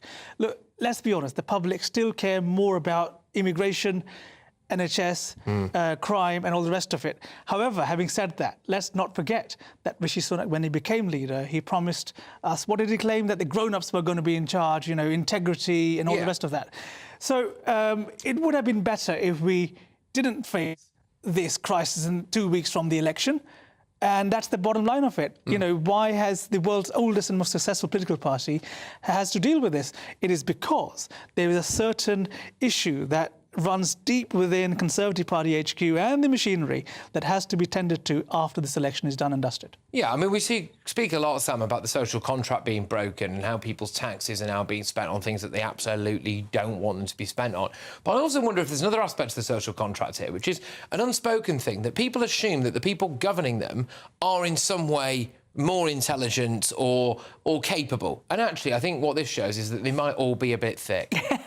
I mean, there is something quite basic about it, isn't there? If you are in a position of knowledge and then you use that to go and place a bet and you do it for quite a measly amount... This is the other aspect, sorry, but you make a great point. 100 quid, I'm going to stop... Wouldn't you bet the house? Away. You know, wouldn't you? I'd be inclined if I was going to go for it. I think I'd bet everything. Do it, or you know, go big or go home, I think. You know, it's one of those, isn't it? And it's like, you just think, you've thrown away your reputation for hardly any cash. It's really silly. But also, there is this really core thing that all MPs kind of ought to remember when they're doing anything.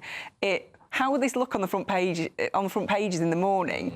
And if you are OK with what you've done and you can defend it and you can take that, then fine. But if you know it's going to look bad, why are you doing it? You know? Yeah, in the interviews for people that wanted to be Labour MPs, one of the questions every prospective candidate was asked was, how would this comment you make look on the front of the Daily Mail?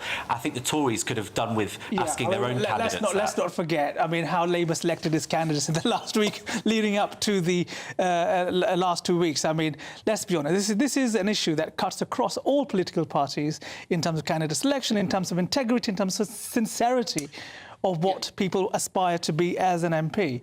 And of course, that is something that cuts across really hard through to the general public as to, well, what on earth are these people wanting to do for us when they get elected? And I think, you know, and obviously I don't think it's as bad as Partygate, to be honest, but the problem is that the consequence of Partygate lies and of PPE contracts to people close to cabinet ministers tells a story that they're more interested in their own benefit than the country's benefit. And so this tells people, that undecided voters, that that is true, that they continue to behave in this way, and that's why it's toxic. This is another thing where I actually do just think Rishi Sunak does not have the political instinct that is needed to be a successful Prime Minister. We saw it with D-Day. D-Day was a fantastic example of that. He lacks the core gut instinct that you would need, I think, to resonate with. And he let the Tories let Partygate get on top of them, and they've let this get on top of them. They've massively let it, and they're not attacking back. They're not hitting back with anything. You've got Keir Starmer there, perfectly well within his rights to say all of the stuff that he said there, to play that narrative out about how, you know, they would rather go to the bookies than they would think about how they're going to run the country. You've got Nigel Farage on top of a big Union Jack bus, again, well within his rights to peddle this narrative. And the Tories are just wallowing in it. There is no comeback whatsoever for them. I just think, potentially, a bunch of duds. Well, I mean, Keir Starmer, I mean, he's on the moral high ground now, isn't he? And that's where he likes to be. But once he does get into power, if he does win next week, he's going to find all these problems come and hit him pretty damn quick. You know, there is no, there's no kind of party political aspect to stupidity. And so he will be having to defend silly things his MPs have done pretty soon. This is true. I mean, look, yes, you know, this is of interest to the public, but more so than anything, I mean, look, tonight we heard on another channel Keir Starmer say, There are other channels? their other channels. On another channel, good, but you know. On another channel, saying, look, he accepted the decision of the British public on Brexit. But how can we forget that this is the same man who campaigned for a second referendum to reverse Brexit? And those are the issues that are... The latest flip-flop that we've got literally happened today, right, which is Labour saying initially, OK, it's really just going to be adults where there's going to be more trans blokes in women's changing rooms. And then the Education Secretary came out and appeared to suggest that maybe they were going to reverse any kind of gender ideology banning in schools. So like they're coming for the kids now. And then Starmer's forced to retract that. Again, where are they on this? Where are all the Tory attack lines? But thankfully, we are going to be talking about all that a little bit later on. But before that, I just have to draw your attention very gently towards a very special programme on Wednesday. And you are invited to be a part of it. Join my live studio audience for Sunak versus Starmer, the verdict on Patrick Christie's tonight, as we bring you top analysis and reaction to the final leaders head-to-head of the campaign. The event begins at 8 p.m. You can find tickets on GBNews.com now. So, yes, follow that all on your screen. Or if you're listening on radio, I'll just read it out quickly one more time. So we do have Sunak versus Starmer, the verdict on Patrick Christie's tonight. We will bring you the top analysis and reaction to the final leaders head-to-head. You can get tickets now at GBNews.com. But yes, on top of that, it's the final week to see how you could win our summer giveaway. £15,000 cash and a whole host of treats. Lines close at 5 p.m. on Friday, so make sure that you don't miss out. Here's all the details that you'll need. It's the final week to see how you could win big this summer. First, there's a totally tax-free £15,000 in cash to make your summer spectacular. Spend that extra cash however you like. You'll also win a brand new iPhone, Apple AirPods, and if that wasn't enough, a £500 voucher to spend at your favourite UK attraction. You have to hurry, as lines close at 5 p.m. on Friday. For another chance to win the iPhone, treats, and £15,000 cash, text WIN to 63232. Text costs £2 plus one standard network rate message. You can also enter online at gbnews.com/win. Entries cost £2. Or post your name and number to GB06 PO Box 8690 Derby DE1 9TT. UK only. Entrance must be 18 or over. Lines close at 5 p.m. on Friday. Please check the closing time if listening or watching on demand. Good luck. Well, coming up, missing teen Jay Slater's dad claims that Tenerife police are keeping the family in the dark as they share new CCTV imagery on their hope to find him. Senior global reporter for the Mail Online, Nick Pisa, is live from Tenerife for us very shortly. Plus, actor David Tennant aims this ridiculous jibe at Kemi Badenoch. However, until we wake up and Kemi Badenoch doesn't exist anymore... Is he wishing death upon her? But up next, as the EU's former negotiator Michel Barnier warns a Brexit renegotiation with the Labour Party won't happen without free movement. Will Keir Starmer sign us back up to free movement again? Former Labour Minister Bill Rammell goes head-to-head with former MEP Stephen Wolfe. And yes, I've also got some stuff about why black cab drivers have been banned from flying the St George's flag. Stay tuned.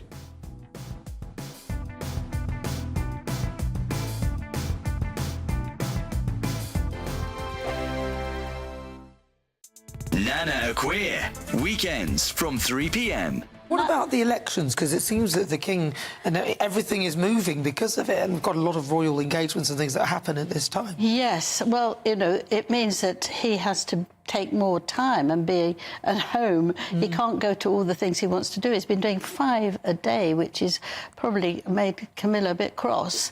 But what they still hope is that they can get the Japanese Emperor and Empress over. That's in July. That they can go to France for the 80th anniversary of the fighting. And he will be able to do 1 or 2 things. And Ascot he's very keen to do. Now, those aren't things that are political in any way. Just want to talk about Harry and Charles's argument, where Harry said he didn't want to stay, he wanted to go to a hotel. And it's come out now that actually King Charles is believed that he was put into, offered St James's, and Princess Anne stays there, and Beatrice stays there. And this was for when Harry came over when for he his came 10th over, yeah, anniversary for exactly. Invictus. And the policemen are wandering around with guns, and there's no chance of actually there being any problem there. So the fact that he said that it wasn't safe for him was not actually a very sensible thing to say, I don't think. Well, he went to Nigeria, and that is, in the world ranking, it's ranked as quite a dangerous place. Yes, one of the dangerous places in the world. But now Harry and Meghan have been invited to go to Ghana. Oh, God. Well, it's interesting because my parents are from Ghana. I have Ghanaian heritage, and I'm thinking she'll probably then claim there's a percentage that she's Ghanaian as well. I'll be like, hang on a minute, you were Maltese, you're also Nigerian, and now German, you're going to say you're Ghanaian and German. Yeah. Come on. Thank you very much. Squeeze it in. Yeah, let's get them all in. Angela Levin, thank you very much. Thank you. The People's Channel. Hi there, I'm Michelle Dewberry, and I'm going to take a second to tell you all about my show, Dubes & Co. We start off with the issues of the day. We then bring in both sides of the arguments. We get rid of the disrespect. And then you throw me into the mix. And trust me, I'll tell it exactly how it is. And then, of course, the magic ingredient, you at home. We mix it all together, and what have we got? In my opinion, the best debate show in town. Monday to Friday, 6 till 7 on GB News, Britain's news channel. This is GB News, and we are Britain's election channel. This vote may seem to be about the politicians in the media, but it's actually about you. And we won't ever forget that. Join us up and down the country as we follow every moment together. Now more than ever, it's important to hear all sides as you make your decision ahead of polling day. We're here for you. This is GB News. The People's Channel. Britain's election channel. GB News is Britain's election channel. And when the big stories break, we're tackling them on Britain's newsroom. When we disagree, and we disagree a lot, it's even livelier than normal. We don't disagree that much. We do. His comedy, though, is revolting. I knew her, unlike you. That explains Beverly Turner's temperament. It's a bit frosty in here, isn't it? He'll have one of me one day. For dartball practice. Britain's newsroom on GB News. Weekdays, 9:30 a.m. GB News, the People's Channel, Britain's news channel.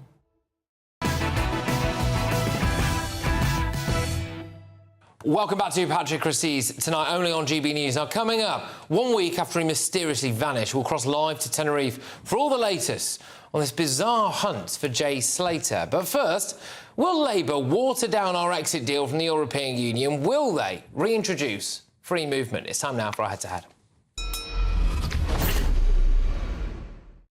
So the EU's former Brexit negotiator, Michel Barnier, has thrown Keir Starmer's plans to renegotiate Britain's deal with the bloc into total chaos after he told The Telegraph there will be no renegotiation without a return to freedom of movement. Speaking to The Telegraph, Barnier warned that the core rules of the single market cannot be cherry-picked. He said, "It is one thing to say that we can revisit the relationship between the UK and the EU, but it's another thing to say we can open the single market. Any UK government knows the rules of the single market. You cannot be in and out at the same time." Keir Starmer has vowed to revisit Boris Johnson's Brexit deal, outlining why on his campaign trail just last week. Our central focus and mission, if we come into government, will be on growing the economy. Now that means investing, attracting investment, and improving our relationship with the EU. It's not about going back into the EU. We've left, we're not going back. It's not about the single market or customs union. But I think everybody would say the deal we've got is not good enough. Well, he's certainly changed his tune, hasn't he, since 2019? I'm really pleased that whatever outcome the next Prime Minister puts before us, whether that's a deal of some sort or no deal, we've agreed that it must be subject to another referendum. And in that referendum, Remain must be an option, and Labour will be campaigning for Remain. That's a really important point of principle. So tonight I am asking, will Labour take us back into the free movement zone? Let us know your thoughts. Head to gbnews.com/yours say. Tweet me at GBNews. While you're there, go and vote in our poll. The results to follow shortly. But going head-to-head on this, a former Labour Minister, Bill Rammell, and former MEP and Director of the Centre for Migration and Economic Prosperity is Stephen Wolfe.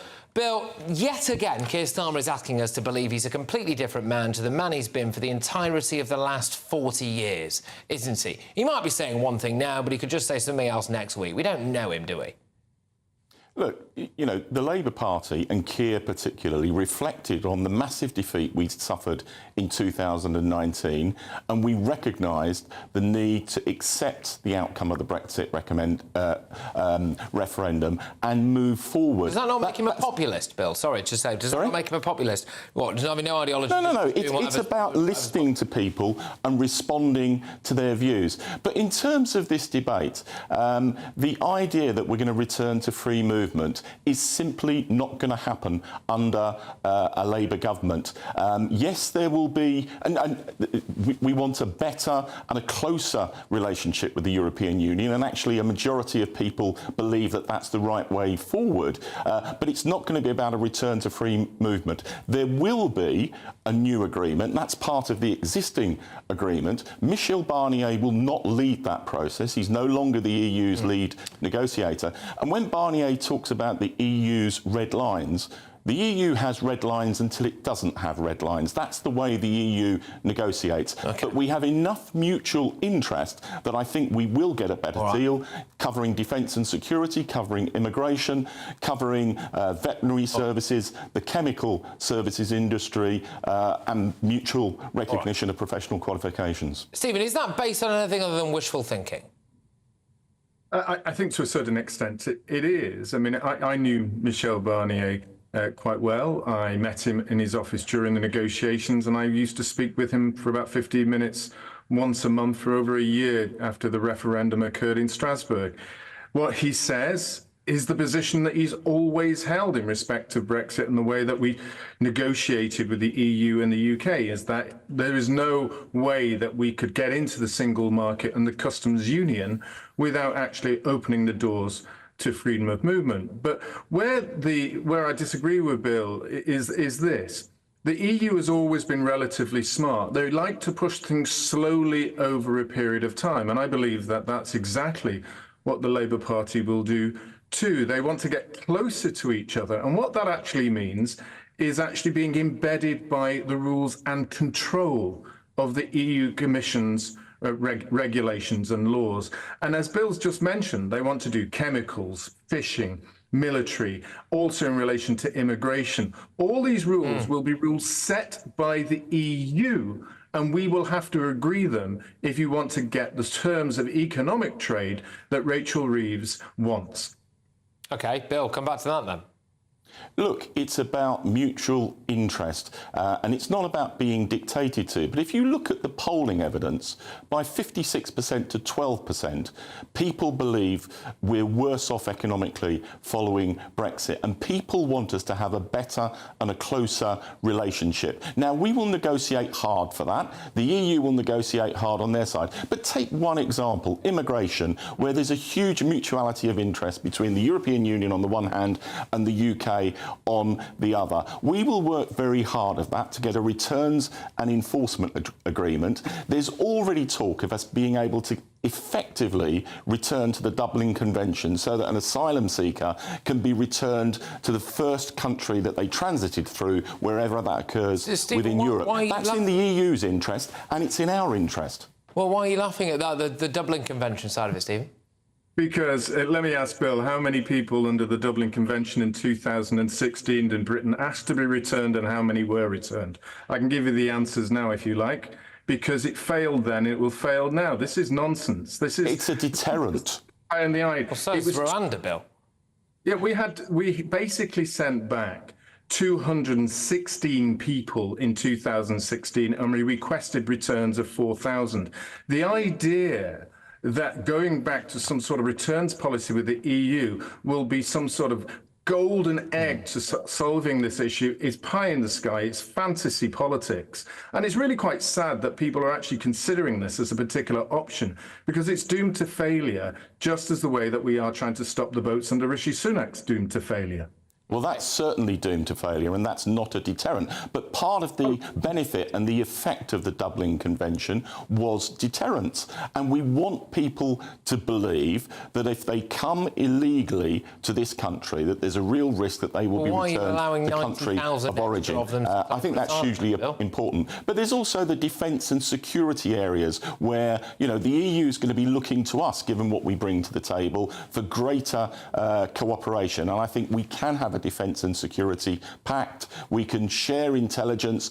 We can share logistical support. And in a whole variety of ways, if we get a better and a closer relationship with Europe, not returning to the EU, not rejoining the single market or the customs union, but a closer relationship, I think that's in our interest and in the EU Bill, isn't interest. it? It is a massive question of credibility, and I think everyone would have to accept this, that you had a man so full of conviction in 2019, standing up and saying Labour will back Remain. And then you've got a man there equally full of conviction now saying, no, we respect the result of the referendum. I think it's reasonable to question what he really thinks and where we're really at with it all. But look, we will have to leave it there, I'm afraid, Charles. So no doubt this argument will rear its head again because it doesn't seem like it's going anywhere anytime soon, does it? It's Bill Rummel, their former Labour minister, and Stephen Wolfe, their former MEP and the director as well of the Centre for Migration and Economic Prosperity. So look, who do you agree with? Will Labour bring back freedom of movement? Another Bill on X says, it won't stop at freedom of movement. It will be, we must adopt the euro. We can't negotiate our own trade deals. The list will be never-ending. Martha says,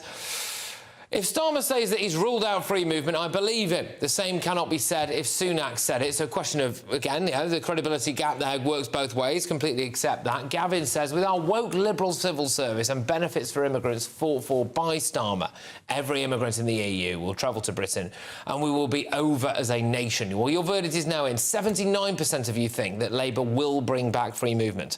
21% of you say that they won't. Coming up, Rishi Sunak comes out swinging over Labour's immigration plans. They are queuing up in Calais, waiting for a Starmer government so they can come here and stay here. Well, the Sun's former editor Calvin Mackenzie reacts to that and takes aim at Gary Lineker very shortly. But next, conspiracy theories continue to plague the search for Jay Slater. His dad now claims that Tenerife police are keeping the family in the dark. Senior global reporter for Mail Online, Nick Pisa, is live with us from Tenerife, and he's got the latest, including a new CCTV image of the missing teen. It's all very weird. What's really going on with Jay Slater? Stay tuned.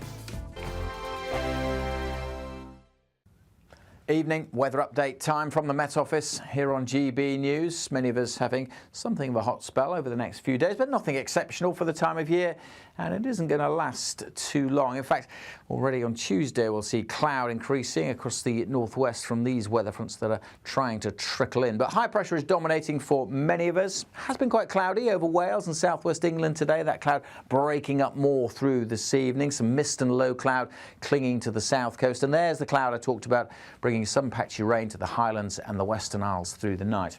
For most, though, a dry night, fine night and a warm one. Temperatures holding up 15 or 16 degrees in most urban areas. So, yes, it's going to be a warm start to Tuesday, and by the afternoon we could be topping out at 30 Celsius. Some mist and low clouds still around the coasts in the south, but generally plenty of blue sky here, and a brighter day for South Wales and Southwest England compared to today, but it will be a duller day for Northern Ireland. The cloud arriving here through the night, and that cloud also getting into the Highlands and the Western Isles for first thing. So a bit of a damp and drizzly start, but some sunshine for eastern Scotland and through the central belt, at least initially, but the cloud will increase here as we go through the day.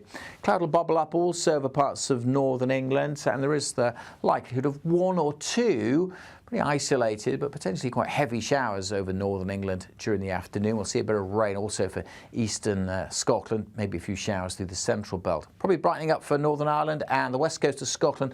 Plenty of hot, hazy sunshine further south, 30 degrees likely close to London. Wednesday, again, very warm with some sunshine across the south. A bit more mist and low cloud on the east coast, however, so it could be quite grey here, but a brighter day for Northern Ireland, some sunshine, and again across the south and east with some sunshine, temperatures likely to top out around 30 Celsius. That's all from me for now. Goodbye. Good afternoon, Britain. Your lunchtime update on the stories that matter across the UK. From breaking news and insightful analysis, inspiring stories and lively debates. You're comparing yourself to a former Prime Minister. Which is it? Stay informed, stay updated, stay entertained. I just don't know how anyone would not want to be there. Every weekday from midday. We are Good Afternoon Britain, only on GB News. Britain's news channel. Hi there, I'm Michelle Dewberry, and I'm going to take a second to tell you all about my show, Jubes & Co. We start off with the issues of the day. We then bring in both sides of the argument. We get rid of the disrespect. And then you throw me into the mix. And trust me, I'll tell it exactly how it is. And then, of course, the magic ingredient, you at home. We mix it all together, and what have we got? In my opinion, the best debate show in town. Monday to Friday, 6 till 7 on GB News, Britain's news channel. Are the newspapers getting you down? My wife didn't divorce me that month. Struggling to separate the wheat from the chaff? I know that it's a bit of a circus at the best of times. Well, don't worry, Headliners has got you covered. We'll take the burden of reading the day's news, and if we get depressed, who cares? It's an occupational hazard, frankly. That's Headliners on GB News from 11 p.m. till midnight, and the following morning, 5 till 6 a.m. on GB News, the comedy channel. Nah, just kidding. Britain's news channel.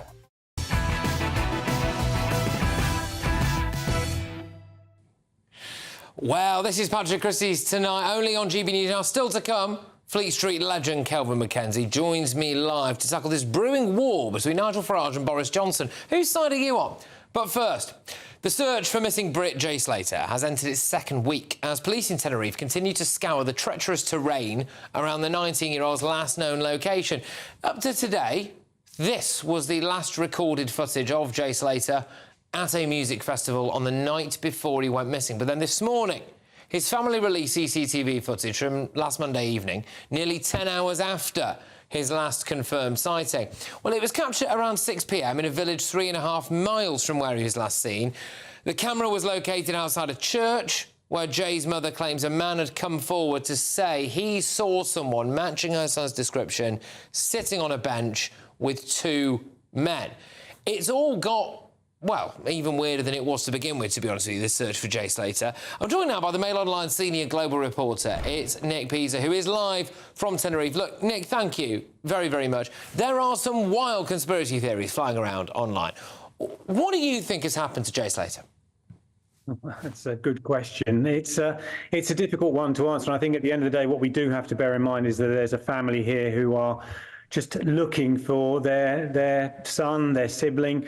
They have no idea where he is. And obviously, as time has gone on, they are beginning themselves to wonder what exactly has happened. Initially, we all thought perhaps he had maybe got lost up the mountain. But the fact that no one has seen him, there's been no trace of him on that mountain, and the police and the mountain rescue have gone through that ravine with a fine tooth comb, you have to begin to ask yourself, as the family are beginning to as well, has someone possibly taken him? Because it all, as you say, Patrick, it does sound very weird.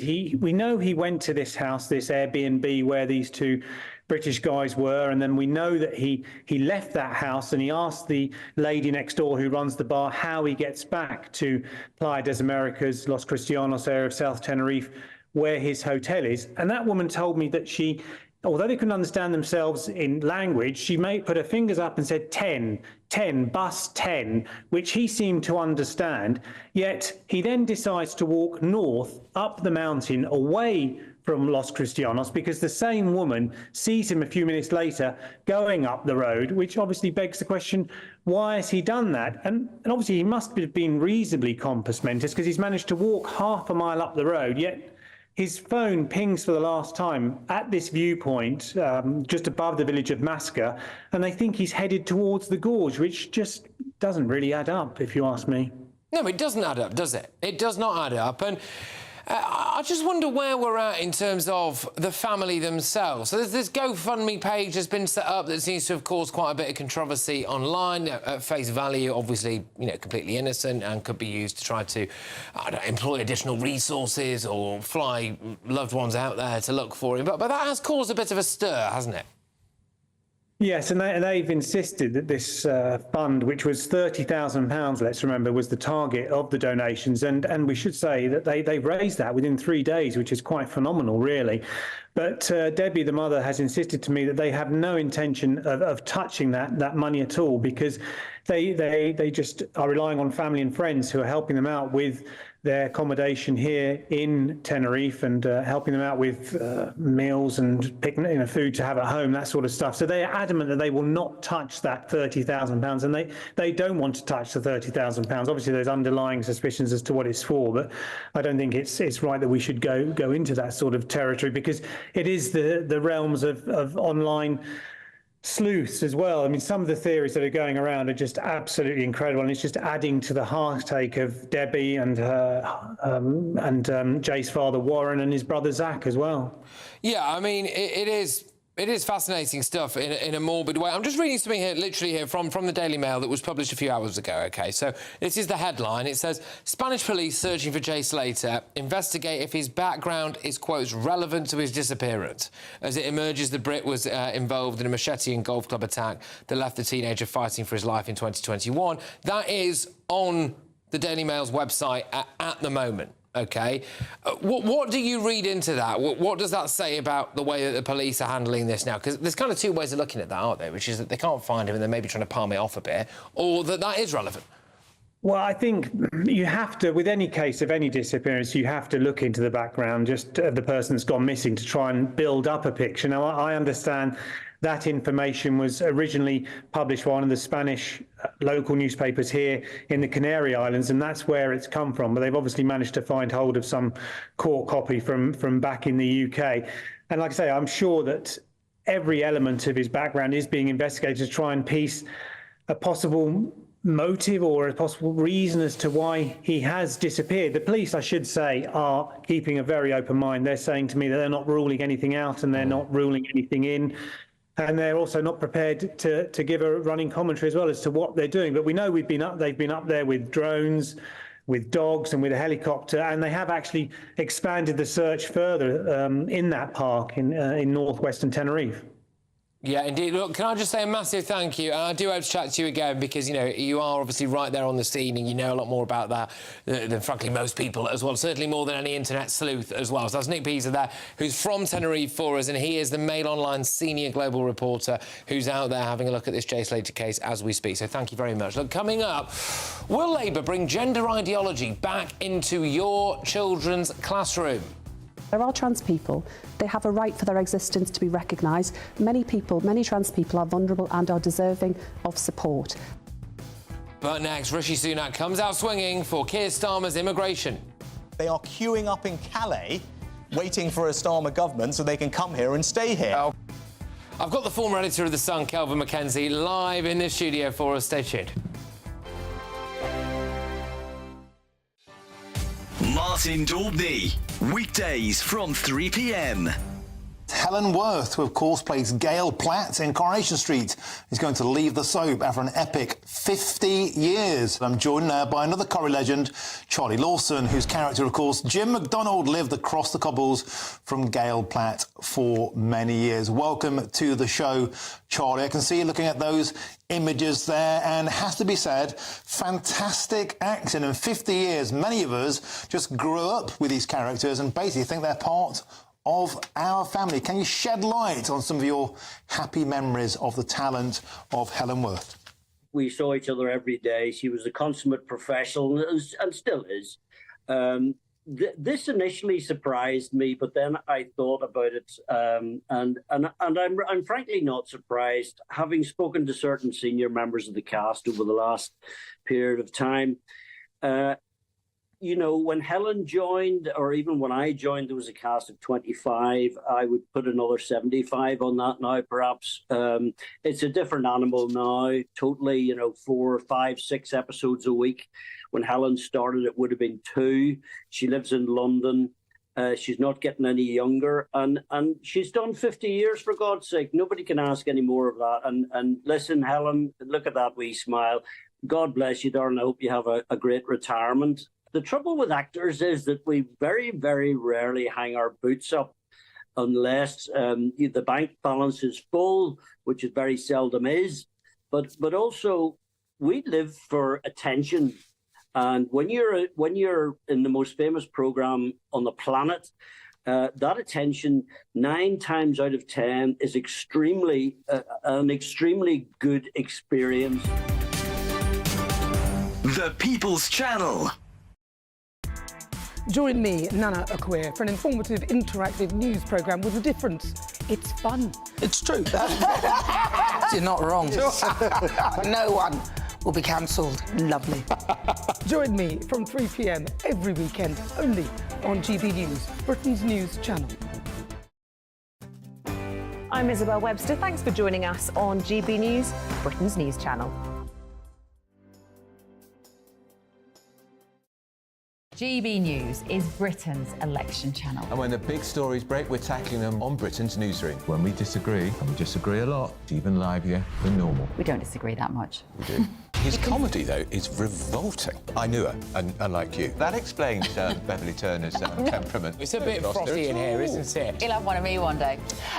For dartball practice. Britain's newsroom on GB News. Weekdays, 9:30 a.m. GB News, the People's Channel, Britain's news channel.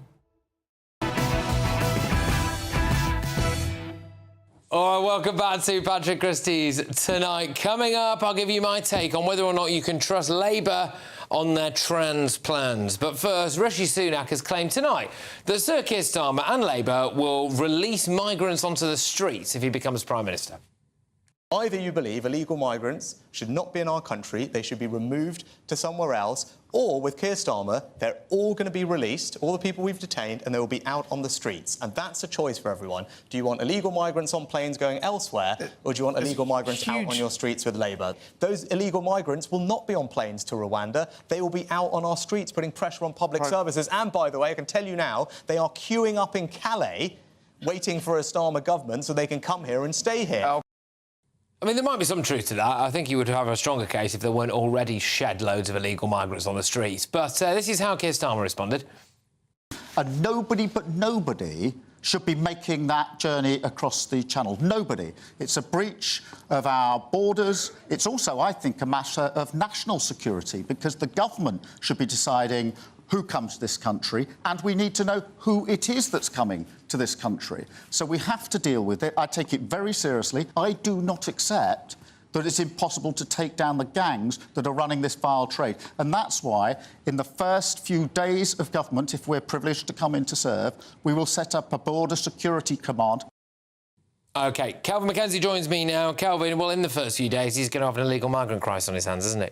He's going to have an illegal migrant crisis. I agree with him. There's probably thousands of them ganging up, getting ready to come over and come. And the idea of setting up this kind of border security, new idea, can I say we've got one right now? And how well has that done?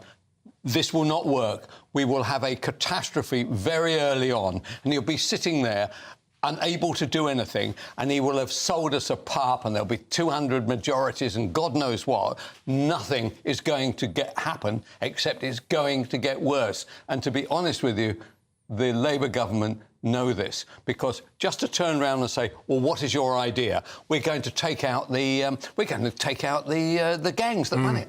Really? Really? What do you think's been going on for the last 7 years that hasn't worked, right? What is it the Labour are going to do? Are they going to adopt my idea of sending in the SAS? Oh, no, that's a human rights issue. We're never going to do that. So what are they going to do? We're going to go up to them and say, hello, we've got a 200-seat majority, and we'd be very grateful if you stop sending them... Again, we're being asked now to believe, and plenty of people clearly, millions of people are swallowing this, obviously, the bloke who wanted illegal migrants to have more benefits in the UK. Indeed. In fact, went to court and won. And the bloke who didn't want criminals on a plane deported... Yes, and in fact, it was successful. Yeah. Actually. Now wants to smash the gangs and has a massive problem with illegal immigration. Well, I'm glad you put it like that, because that is the reality. The reality is that Rishi, his heart was in the right place. He wasn't prepared to be violent enough. Yeah. That's the truth, right?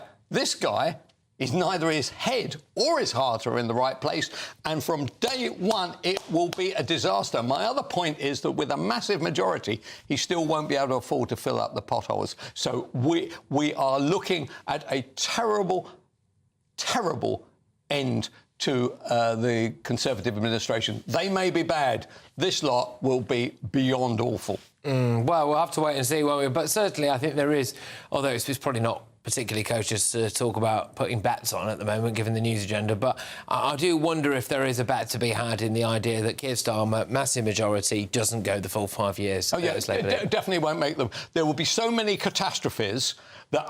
Now, this is the other point about everybody wants to have some kind of success in an economic world, the UK, which can't deliver success. People aren't working hard enough. They can work very hard at filling forms in which says they're sick, but actually going to work anymore, I'm afraid I don't do that. Somebody else will do that, and when they do it, we want excessive amounts of taxation to fund our benefits. That will be a catastrophe. There is no good news for the UK. It may not have been good under the Tories. It's going to be a disaster under Labour. Well, it's interesting because let's whiz it on to talk about another party. Yeah. This is the Green Party. Yeah. Their co-leader... Anyone? No.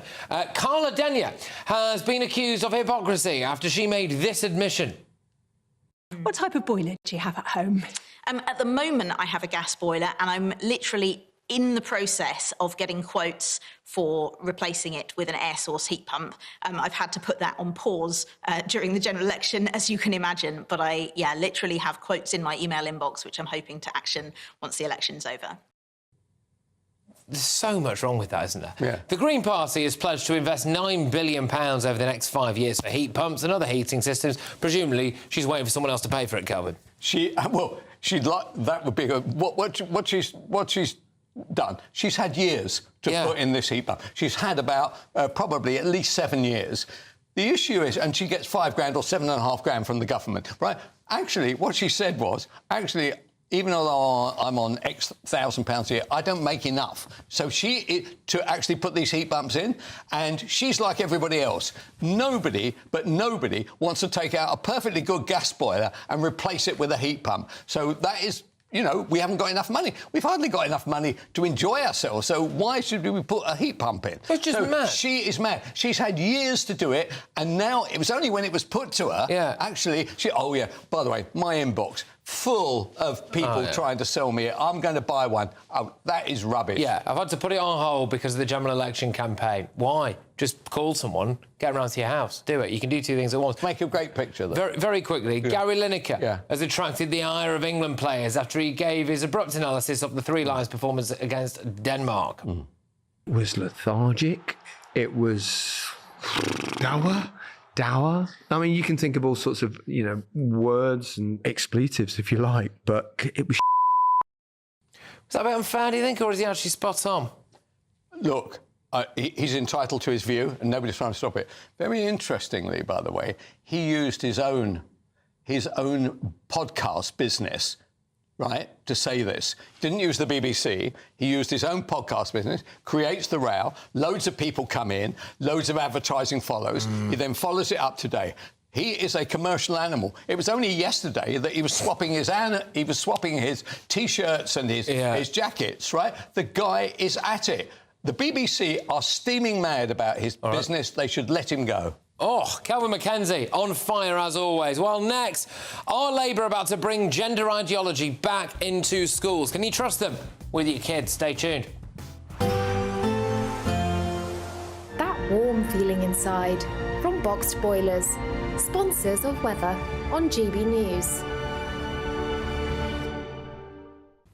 Evening, weather update time from the Met Office here on GB News. Many of us having something of a hot spell over the next few days, but nothing exceptional for the time of year, and it isn't going to last too long. In fact, already on Tuesday we'll see cloud increasing across the northwest from these weather fronts that are trying to trickle in. But high pressure is dominating for many of us. Has been quite cloudy over Wales and southwest England today. That cloud breaking up more through this evening. Some mist and low cloud clinging to the south coast. And there's the cloud I talked about bringing bringing some patchy rain to the Highlands and the Western Isles through the night. For most, though, a dry night, fine night and a warm one.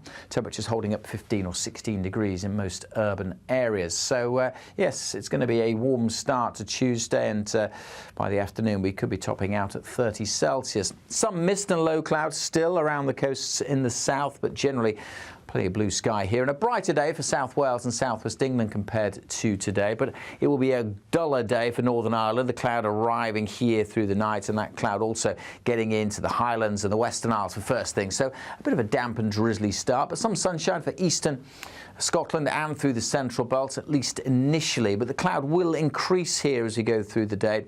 Cloud will bubble up also over parts of northern England, and there is the likelihood of one or two pretty isolated but potentially quite heavy showers over northern England during the afternoon. We'll see a bit of rain also for eastern Scotland, maybe a few showers through the central belt. Probably brightening up for Northern Ireland and the west coast of Scotland. Plenty of hot, hazy sunshine further south, 30 degrees likely close to London. Wednesday, again, very warm with some sunshine across the south. A bit more mist and low cloud on the east coast, however, so it could be quite grey here, but a brighter day for Northern Ireland, some sunshine, and again across the south and east with some sunshine, temperatures likely to top out around 30 Celsius. That's all from me for now.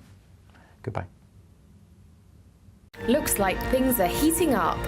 Boxed boilers, sponsors of weather on GB News.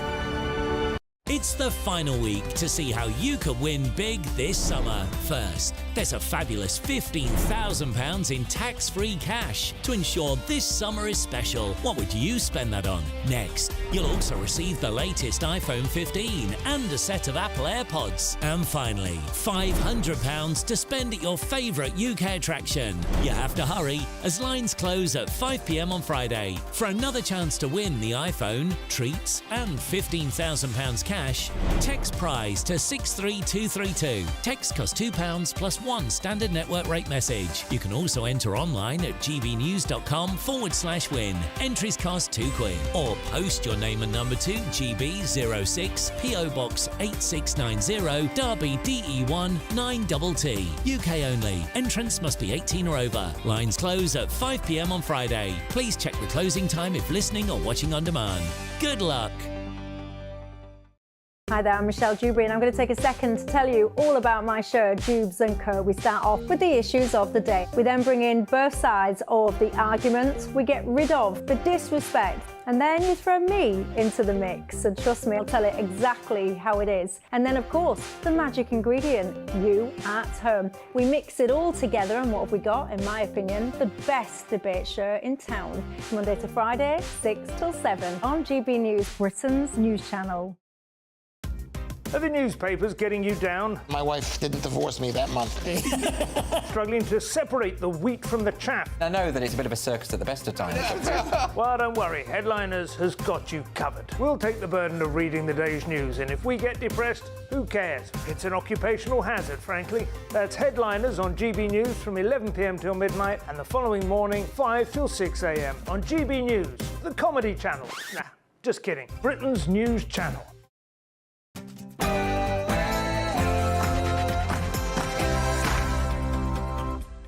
It's 10 p.m. I'm Patrick Christie's. Tonight,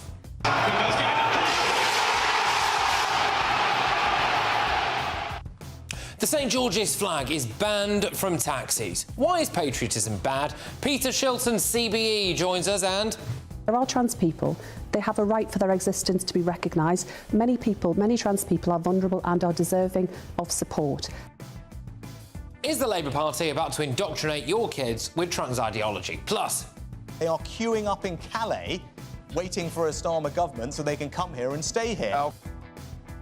Rishi Sunak accuses Sir Keir Starmer of wanting to put illegal immigrants on our streets, and however, until we wake up and Kemi Badenoch doesn't exist anymore.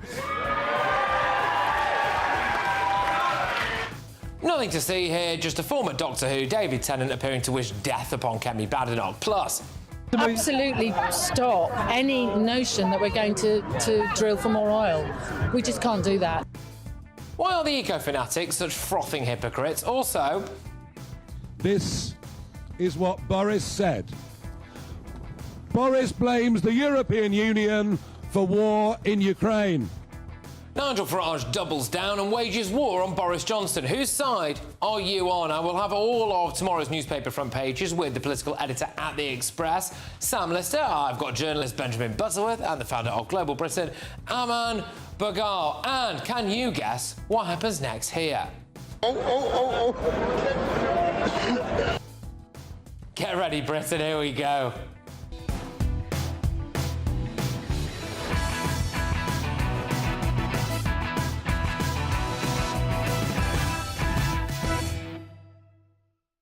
Are Labour going to pump trans ideology into your kids? Next.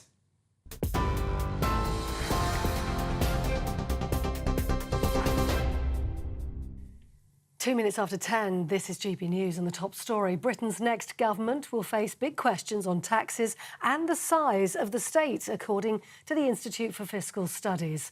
Unveiling its analysis of the major parties' manifestos this morning, the think tank accused both Labour and the Conservatives of maintaining a conspiracy of silence on their spending plans. But the Prime Minister, Rishi Sunak, insists tax cuts are possible and says his government would fund them by spending less on welfare. We have a fully costed manifesto which can deliver tax cuts for people at every stage in their lives, and that is largely funded by making sure that we can find some savings in the growth of the welfare budget, because it's been growing at unsustainable levels since the pandemic. We've set out a very clear plan to reform that, to support people into work, and in fact the Institute of Fiscal Studies acknowledged that last time around, when they said that that wasn't possible, that it was actually delivered, and that's something that the Institute of Fiscal Studies themselves have said. Rishi Sunak. Well, the Labour leader Sir Keir Starmer rejected the Institute's analysis altogether, insisting that Britain can and should do better. Don't accept the forecasts that say we can't do better than this. The economy has flatlined for 14 years. That is exactly what we are wanting to change. That's why we've set out our plans for growth in our manifesto. So the choice is more stagnation, as we've seen for the last 14 years, which hasn't done our country any good, or turn the page, rebuild, regrow our economy and create wealth so that across Britain people feel better off. Nigel Farage tonight claimed the former US President Donald Trump learned a lot from watching his European Parliament speeches before running for the US presidency. We've seen tonight on ITV's The Leader interviews Mr Farage respond to the idea that he's Britain's version of Donald Trump, saying, "I think we're very different, but I also think we think the same on many issues." He's learned quite a lot from me. I think it goes both ways, yeah. What's he learned from you? Oh, I think he was watching my speeches in the European Parliament for many years. Really? Before he decided to run, yes. He's told you that? I know that to be true. Now, in other news tonight, the search for missing British teenager Jay Slater continues on the Spanish island of Tenerife. The 19-year-old disappeared while on holiday last Monday, and yesterday police were searching a village near the last location his phone was traced to, but there is still no sign of him. Search teams were also out today, but Jay has still not been heard from since calling one of his friends, telling her he was lost and his phone was running out of battery.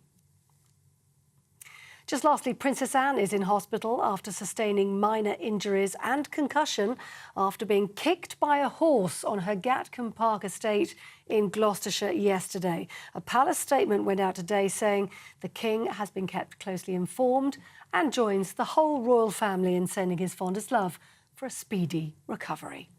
That's the news. For the latest stories, sign up to GB News Alerts, scan the QR code on your screen, or go to gbnews.com/alerts.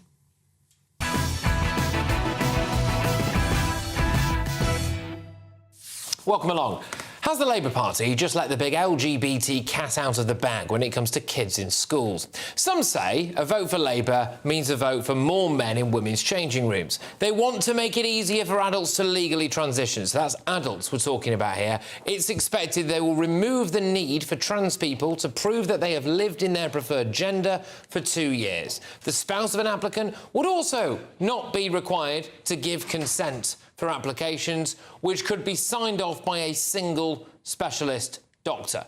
The Tories say this will make it easier for predators to target women, and it comes right at the same time as NHS nurses are taking legal action because they are being forced to change in the same room as a biological man who is apparently actively trying to get his own girlfriend pregnant, but says he identifies as a woman called Rose. One of the lawyers for the nurses said extreme transgender ideology was putting women at risk, adding, "This cannot be right and we want a change in policy, not only at our hospital, but across the NHS and wider society." J.K. Rowling has slammed Sir Keir Starmer over the weekend for letting women down over the trans debate, but now Labour seem to be going even further. Here's the woman who could be your next Education Secretary. There are trans people within society, and their existence should be recognised. So you wouldn't ditch that? This drifts, I think, sometimes into a slightly bizarre conversation. There are trans people. They have a right for their existence to be recognised. Many trans people are vulnerable and are deserving of support. Alongside that, we've got to make sure that schools have got clear guidance about how best to support children and young people that are experiencing distress and issues around their well-being. So what does that mean, reading between the lines there? Gender ideology? Talk to your children and grandchildren under a Labour government? Well, it did cause outrage. A load of people were speculating about that online. So Sir Keir Starmer told reporters this in Kettering: "No, I'm not in favour of ideology being taught in our schools on gender. I do think teachers need guidance. I think we need to complete the consultation process and make sure that there is guidance that is age appropriate." Well, his spokesman went on to say that Labour was opposed to any kind of ideological teaching. And tonight he told The Sun's Never Mind the Ballots that about gender transition process, he said this. And I saw for myself how important those women's spaces are, and they must be protected. Why? Whether it's in that area, whether it's single-sex wards or sport, that must be protected.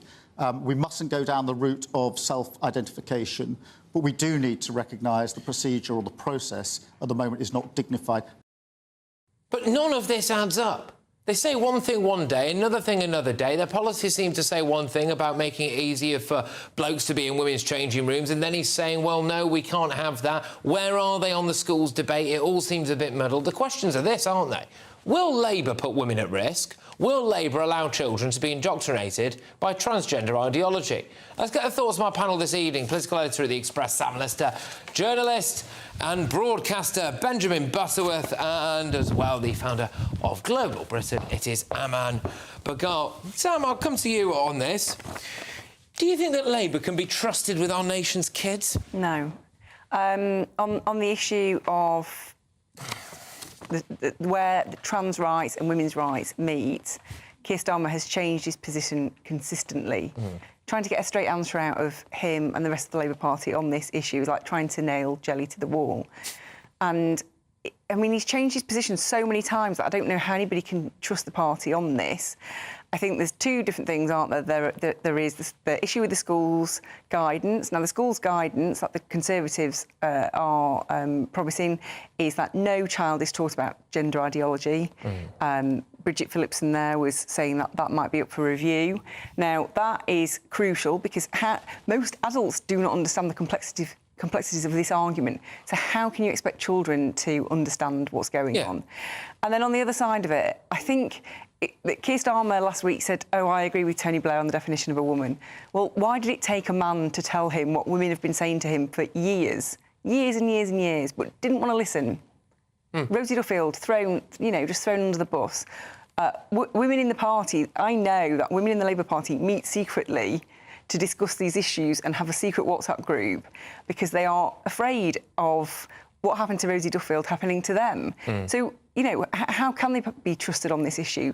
They change all the time. OK. Benjamin, is it not fair for people to say that a vote for Labour means a vote for more blokes in women's changing rooms and kids being taught all this trans tosh? No, that's a nasty slur worthy of Kelvin Mackenzie and the things he would write in The Sun in the 1980s about gay people. It is a nasty and unnecessary comment that doesn't help anybody, trans kids or otherwise.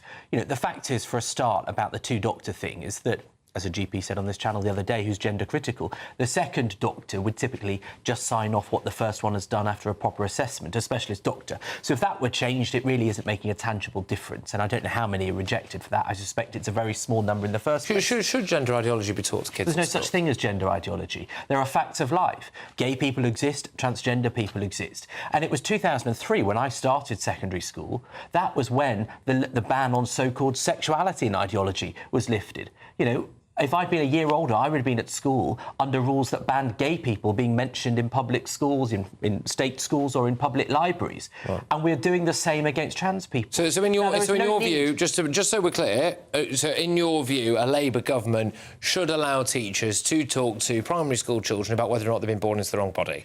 I think kids should be educated on the facts of the world. And you're not doing children and young people any favours by misleading them about who they might be and what the world looks like. All right.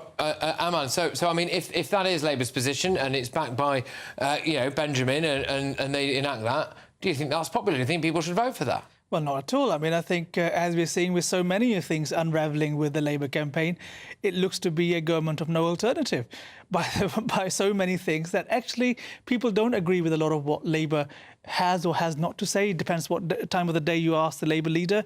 But I think I would agree with a lot of what Sam said earlier, but also with J.K. Rowling. I think Labour show a dismissive and often offensive approach to the concerns of women, and that's the crux of all this, what all this is about.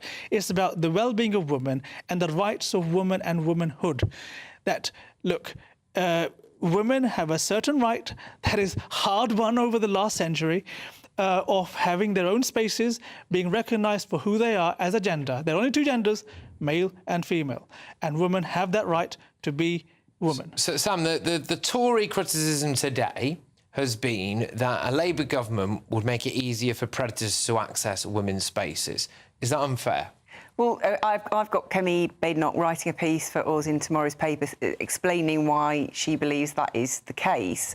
And we have to remember all the way through this debate, it's not about trans people, it's about the trans extremists around those people who are allowing these changes or pushing for these changes, which would allow, effectively, men to access women's spaces. And you only have to see that when this ideology clashes with reality, it just doesn't work. We saw that with Isla Brighton, and we've seen that with those nurses. This is a good point. And Benjamin, I do think we are currently living in an example of what this ideology means, right? Which is that in that particular NHS trust at the moment, you've got a load of nurses who are saying there is a fully biological man there who's actively trying to get his missus pregnant, who identifies now as a woman called Rose, and he is, they say, staring at us as we're getting changed. We're having panic attacks over this now, and the NHS is telling us we just need to sort it out. I mean, with respect, is that not just what a Labour government would do now? No, and that's unacceptable, probably sackable,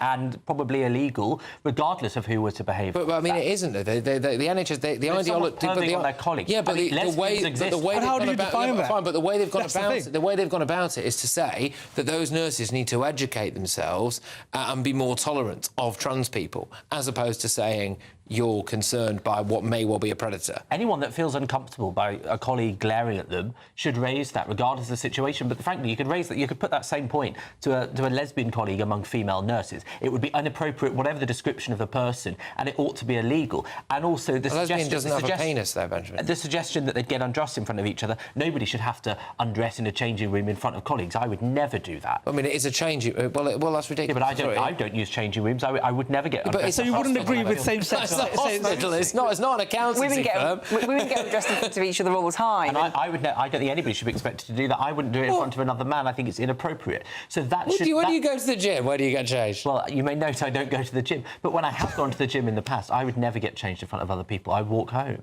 Because I find it uncomfortable. And I don't think that would be unreasonable, and that's a way to resolve this. Well, I don't buy that. Changing rooms. I don't buy that. The idea that trans people should be unable to lead their lives because of nasty smears that they have malintention, I think is what is the gross awareness. All I'd add to this, you're saying, while we're sitting here on the sofa discussing this subject, let's look around us. You know, this boils down to common sense. And if you look at the world around us, the Chinese, the Russians, the Indians, the Americans, well, depends which part of America you're in, they're laughing at us that this is what we are discussing here tonight and here in this election campaign, not what really matters to the British public. We should care about the view of a communist dictator in China. No, because they're a threat to us. They're a threat to us. And the fact that, not at all. This shows we're doing the wrong thing. Yes, it is. Communists. Because we're not paying attention to what really matters, and that is taking on the Chinese communists. We shouldn't let commies in China and Russia dictate that. If they were to do that, we'd be throwing gay people off buildings, because that's what happens in some parts of those countries. Okay. Well, no, I think you don't quite understand the grasp of what I'm saying here. What I'm saying is we should be taking... Let him say. We should be taking this time to discuss how we take on the Chinese communists, not on this wishy-washy subject that doesn't affect the vast majority of the British public. And most of all, it affects the rights of women. In what world is it right that women... No, let me finish. In what world is it right that a woman should have to contend with someone who's pretending to be a woman to be let into her safe space? First of all, you appear to be saying that we should care about what China thinks on how we conduct ourselves, and that somehow trans rules are going to affect... That's not what I'm saying at all. China or Russia... Can I just point out the nonsense of the 2-year thing? The law as it stands says that they have to illustrate that they have lived in their identified gender for 2 years. There are no laws about whether someone can go into a particular public bathroom. Okay. There are none. Fine. So can I just give the final word to you on this, really? Do you think we're going to end up with a situation where there's going to be more of these type of NHS nurse legal issues under a Labour government? The NHS added changes to its rules on this in an appendix in some document without any consultation to anybody. It's already embedded in the NHS mindset. The fact that 4 nurses, it's actually 8 nurses, 4 have gone public, feel deeply uncomfortable about a man being in their changing room, that is just the tip of the iceberg. You know, if men are allowed access to women's spaces freely, I just think it's really very, very upsetting for women. And Labour talk all the time about kindness and dignity, but they never seem to care about kindness towards women and dignity towards women. Well, that would be J.K. Rowling's view on it all, although unless I have misinterpreted a tweet that she put out earlier, I think she might have also been driving people towards the Communist Party earlier on today. So, hey, I suppose she's a broad church. Anyway, look, now, we do have a special programme on Wednesday, which I'm looking forward to telling you about right now. You are all invited to be a part of it, so you can join my live studio audience for Sunak versus Starmer, The Verdict, on Patrick Christie's tonight, as we bring you top analysis and reaction to the final leaders head-to-head of the campaign. The event begins at 8 p.m. So you can find your tickets right now by going to gbnews.com. So just go to gbnews.com. You'll find all the information that you need right there. Coming up, A-list actress, is that fair enough? Emma Thompson has waded into the climate debate once again. I am not hearing enough about it at all. It's the most vital issue of our time. Well, they're not talking about it in business class on BA or on the super yacht that you've been pitching up? No, they weren't not enough about it there. Anyway, we'll reveal a little bit all later on in the show. But next, as London Mayor Sadiq Khan stands accused of banning the capital's taxi drivers from flying the English flag on their vehicles. Despite England currently competing in the Euros, have we become ashamed of our national identity? Stay tuned.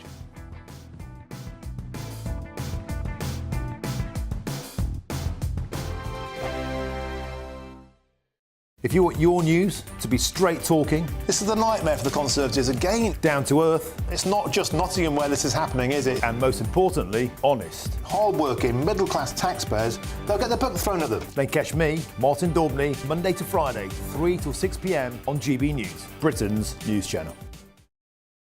On election night, we are throwing a party. The GB News Election Night Watch Party will be live from Essex and you are all invited. On air from 10 o'clock, we'll have familiar faces from across the channel, entertainment and lots more stuff as we keep our eye on all the results as they come flying in. If you want to join our live Election Night Watch Party audience, scan the QR code on screen or go to gbnews.com/election party. Every Saturday, 10 till 12, we'll bring you all of the news that you need to know. We'll also remind you that there is so much to smile about. It's my favourite time of the week. I get to relax, enjoy some light-hearted stories, and let Ellie teach me about fashion too. That's Saturday Morning Live, every Saturday, 10 till 12. Only on GB News, Britain's news channel. This is GB News, Britain's news channel. History lecturers at the University of Liverpool have been advised to problematise whiteness and heterosexuality in their seminars. They are saying that you should be guilty if you're white and heterosexual. Not using the long words they use, but that's kind of what they're saying. Yeah, but do you know what? History in this country is concerned with more and has been lived by more white people and more heterosexuals, right? And that's the history. I'll tell you something else, Don. This is Russell Group University material here. This is Liverpool. It's a really good university. Mm-hmm. The thing that really got me going apart from this, and I thought it was an AI generation of words input into a system to come up with from something. It's ridiculous. The main issue I have is the verb problematise. I've never heard of that before. Yeah. So they should be prioritising grammar. Let's get first principles back in there firstly. It's just promoting anti-racism. It's not, Amy. It is. Wait. It's just bringing the marginalised voices into the discussion. So, no, what they're saying is look at British history through the optic of... all perspectives. So let's look at it from the perspective of a queer person growing up. Let's look at it from the perspective of somebody from... But that's not the majority. When I actually looked at the evidence, it's all about unpacking bias. And you have to admit there has been a white bias in history. No, there hasn't, because the facts... From a white perspective... Amy, the facts are, in history, most people in this country are white and heterosexual. Of course, but then there's still... So that's the history. ...voices that deserve to be brought into the discussion as much as the dominant... Look, like, that's all decolonising the curriculum is hearing all sides of the argument. Surely we at GB News love. We celebrate that. That's what we do. We do, but we're not telling anybody it's bad to be white or it's bad to be... Exactly. That is not what... Amy, it is. It is. The People's Channel. Join me, Neil Oliver, every Sunday night at 6 p.m. on GB News. And if an hour is not nearly enough for you, go to gbnews.com for special extended episodes online every Friday at 9 p.m, where we can truly get into the nitty-gritty of what's going on. GB News, Britain's news channel.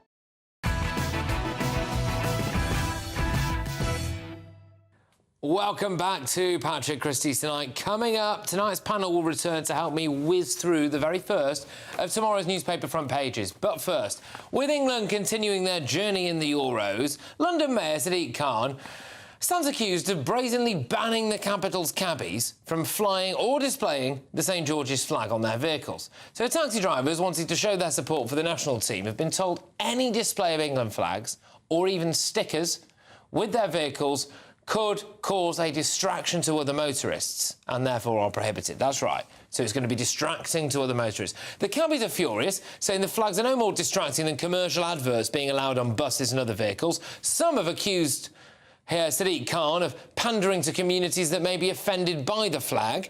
Interestingly, there is no such ban for taxi drivers in other parts of the UK, leaving London's drivers facing potential prosecution and losing their taxi licence if they dare display the England flag on their car. Meanwhile, London is currently plastered with flags supporting Pride, there we are, and Palestine. So is just the English flag the problem for the mayor? I now welcome the England national football team's all-time appearance record holder. It is Peter Shilton, CBE. Peter, look, thank you very, very much. What do you make of the fact that black cabbies now are banned from flying the St George's flag? I couldn't quite believe it, Patrick. I mean, it's incredible, isn't it? I mean, it's been going on for years now, where after all over the world, countries all over get on the streets and celebrate their national flag, and football teams in particular, and we're no exception. You know, how all of a sudden, you know, this could cause problems. I don't understand the thinking about it. I mean, we've got, you know, for England, the England team, I mean, their training facilities, St George's Park. You know, it's been named after the flag. You know, and we have the taxi drivers. I'll never forget it on the Mall. at the the coronation, lining up to show their respects to the king. They're fantastic people, and it's just ridiculous, absolutely ridiculous. Yeah. And it wasn't there, that it was possibly something to do with some of the woke elements in London. Well, I'm glad that you've raised that, because people point out, back in 2012 when Boris Johnson was mayor, all flags were banned. Yeah, all right, but since then, Sadiq Khan has been mayor since, I believe, 2016, so it's had a heck of a long time to do away with that particular policy. I also just genuinely do not buy the excuse. So they say it will be a distraction to other motorists. So you're telling me that motorists driving around our capital city would not be distracted by Buckingham Palace, Big Ben, the Houses of Parliament, or Downing Street? They wouldn't be distracted by some of this country's biggest landmarks, but they would be distracted by a St George's flag on the side of a taxi. They also, Peter, apparently, because this is allowed, would not be distracted by an actual black cab entirely painted in a rainbow flag sticker. Do you buy this excuse? Well, that's why I said it was ridiculous at the beginning. I mean, it's so laughable that it's a bit sad, really, isn't it? I mean, we're a very diverse country.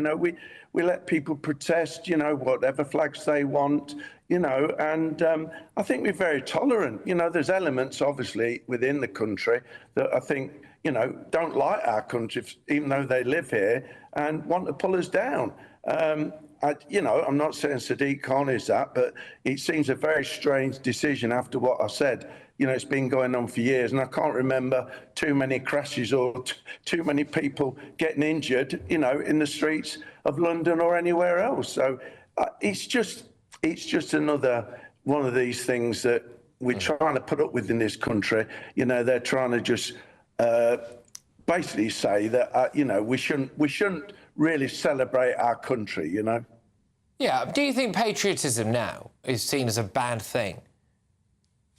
Well, it seems a little bit in this country, only by certain people. No, generally, I mean, we're a very patriotic country. I think the silent majority, are right behind the country. I always say, that when there's any show on TV or something where we've got to judge this country, we usually get it right, So there is this big silent majority that love this country and are probably feeling the way I feel. But unfortunately, there's people in power that seem to want to, disrupt that and pull that apart. It's too ludicrous for words, There's also an argument to be said, Peter, that if people are offended by the flag of this country, I mean, forgive me, but, there are several airports nearby, aren't there? And maybe they could go to a country where they'd be less offended by a particular flag. It does just seem bizarre to me that we go, just in case it offends anybody. Because I don't buy this distraction. The idea that it's a distraction is complete rubbish. It's complete rubbish. Yeah. You'd be distracted by it. It's patently untrue, right? So it must be that there's a fear. They don't want to show the St George's flag. I mean, people could just leave, couldn't they? Yeah, well, we've had this with the England football shirt, changing the colours from red, white, and blue, which is our national flag, and it's just things that seem to be trying to be put in place, trying to nibble away at our identity as a country, and I'm sure that people won't put up with it, but at the end of the day, we are diverse, as I said.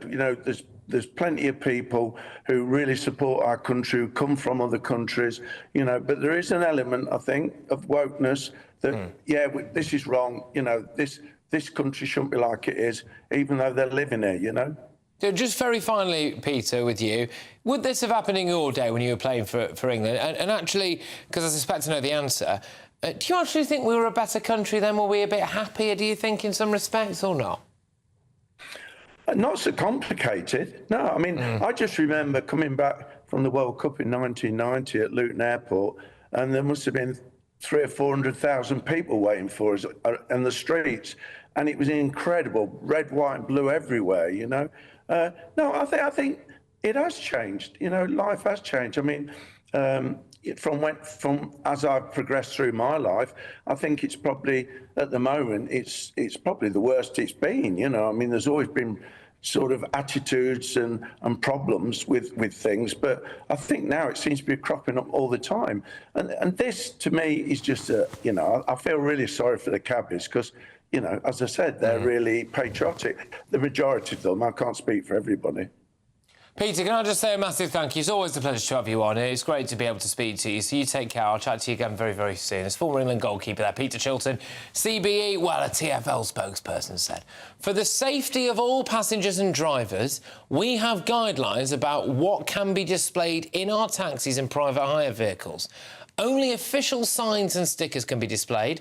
Any other signage or flags are not permitted because they could cause a distraction to other drivers and other road users. These guidelines apply to all flags and signage. I ask you, do you think they would threaten cabbies to remove their licence seriously if en masse they decided to all come out and back Pride? No, I don't think so. Or Palestine, for that matter. No, I don't think so. Coming up, as Scotland supporters fly home from the Euros, roughly how many weeks will it take them to sober up again? But next, I bring you the very first look at tomorrow's newspaper front pages with my panel of fiery pundits. Stay tuned. Evening, weather update time from the Met Office here on GB News. Many of us having something of a hot spell over the next few days, but nothing exceptional for the time of year, and it isn't going to last too long. In fact, already on Tuesday we'll see cloud increasing across the northwest from these weather fronts that are trying to trickle in. But high pressure is dominating for many of us. Has been quite cloudy over Wales and southwest England today. That cloud breaking up more through this evening. Some mist and low cloud clinging to the south coast. And there's the cloud I talked about, bringing some patchy rain to the Highlands and the Western Isles through the night.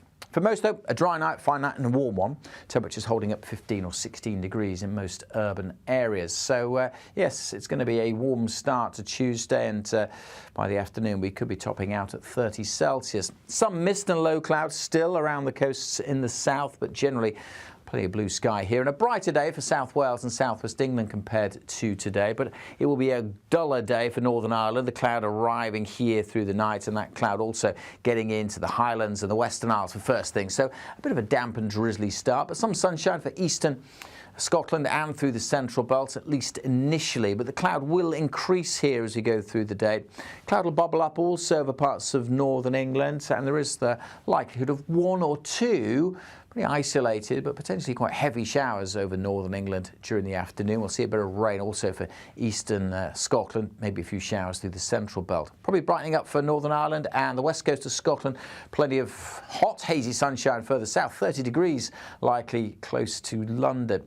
Wednesday, again, very warm with some sunshine across the south. A bit more mist and low cloud on the east coast, however, so it could be quite grey here, but a brighter day for Northern Ireland, some sunshine, and again across the south and east with some sunshine, temperatures likely to top out around 30 Celsius.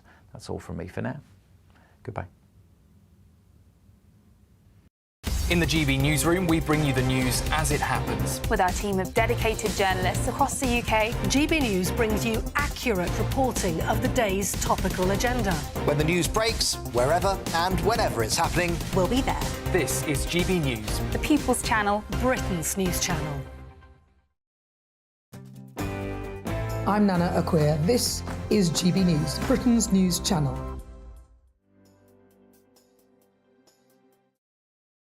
Join me, Neil Oliver, every Sunday night at 6 p.m. on GB News. And if an hour is not nearly enough for you, go to gbnews.com for special extended episodes online every Friday at 9 p.m, where we can truly get into the nitty-gritty of what's going on. GB News, Britain's news channel.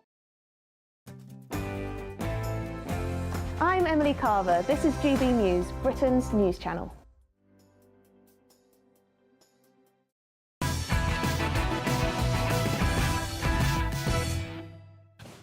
OK, welcome back, everybody. It's time for me to bring you the very first look at tomorrow's newspaper front pages. Let's do it. I start, as ever, with the Metro. Dungeon plot to kidnap TV's Holly. Security guard had ultimate fantasy to rape the star. A convicted kidnap plotter hatched a detailed plan to have Holly Willoughby murdered after raping her in a dungeon where her screams can't be heard for miles, a court was told. Grief. Let's go to the I. Tories and Labour refuse to rule out 10 tax rises as IFS urges leaders to come clean. OK, fine, it's all tax. And I hate to break it to you, everybody, if you didn't know this already, they're all lying to you a bit and your taxes are probably going to go up. So, spoiler alert. Let's go to the Daily Mail. Yeah, they lead with this Holly plan as well. Security guard wanted to take TV star to the dungeon. That's what the court was told. Obsessed Holly fan plotted to rape and murder. I mean, it's absolutely astonishing, this story. Really, absolutely ridiculous. It's called Gavin Plum. He allegedly assembled a restraint kit, including handcuffs, metal ties and chloroform, to subdue the former ITV This Morning star. Yeah, I mean, I've got a lot of questions about that. Anyway, let's go to also this one now. Anne in hospital dash after being hit on the head by a horse. Apparently, Princess Anne is now largely fine. The Times. Conversion therapy to be banned by Labour. Tories axed policy to avoid criminalising parents. Labour would introduce a full ban on conversion therapy if it wins the election, despite warnings that doing so may encroach on parents and therapists' freedom to talk to children about gender identity matters. They've also got the Princess Anne story. She is recovering well after being kicked by a horse. That horse, no doubt, will find its way into a Tesco's lasagna quite soon. Let's go to the Daily Telegraph. Scotland Yard leaked names in Tory betting scandal. The police are accused of revealing the identity of those suspected on gambling on the election date. So there we go. Those are your front pages. All right, OK, I'm going to whiz you back over to my wonderful panel now. I am joined by the fantastic political editor at The Express. It's Sam Lister, journalist and broadcaster Benjamin Butterworth, and the founding chairman of Global Britain UK, Aman Bagal. Yeah, I mean, we have spoken quite a bit on the, on a few of the topics that are on the front pages, really. I'm just wondering which one to focus on, really. I mean, we've done a lot of tax, haven't we? I can't really mention a lot of this Holly stuff because it's an active court case. But, yeah, 5 years of tax rises ahead. Migrants in Calais wait for Labour wins, as the Daily Telegraph. I mean, should we focus on that? Do you think that migrants are waiting, Sam, for a Labour victory to steam across the Channel? I mean, I'm not sure if the migrants are aware of who Keir Starmer is, because I don't think actually half the public even really register him. But what they are aware of is the fact that the Rwanda policy is in jeopardy.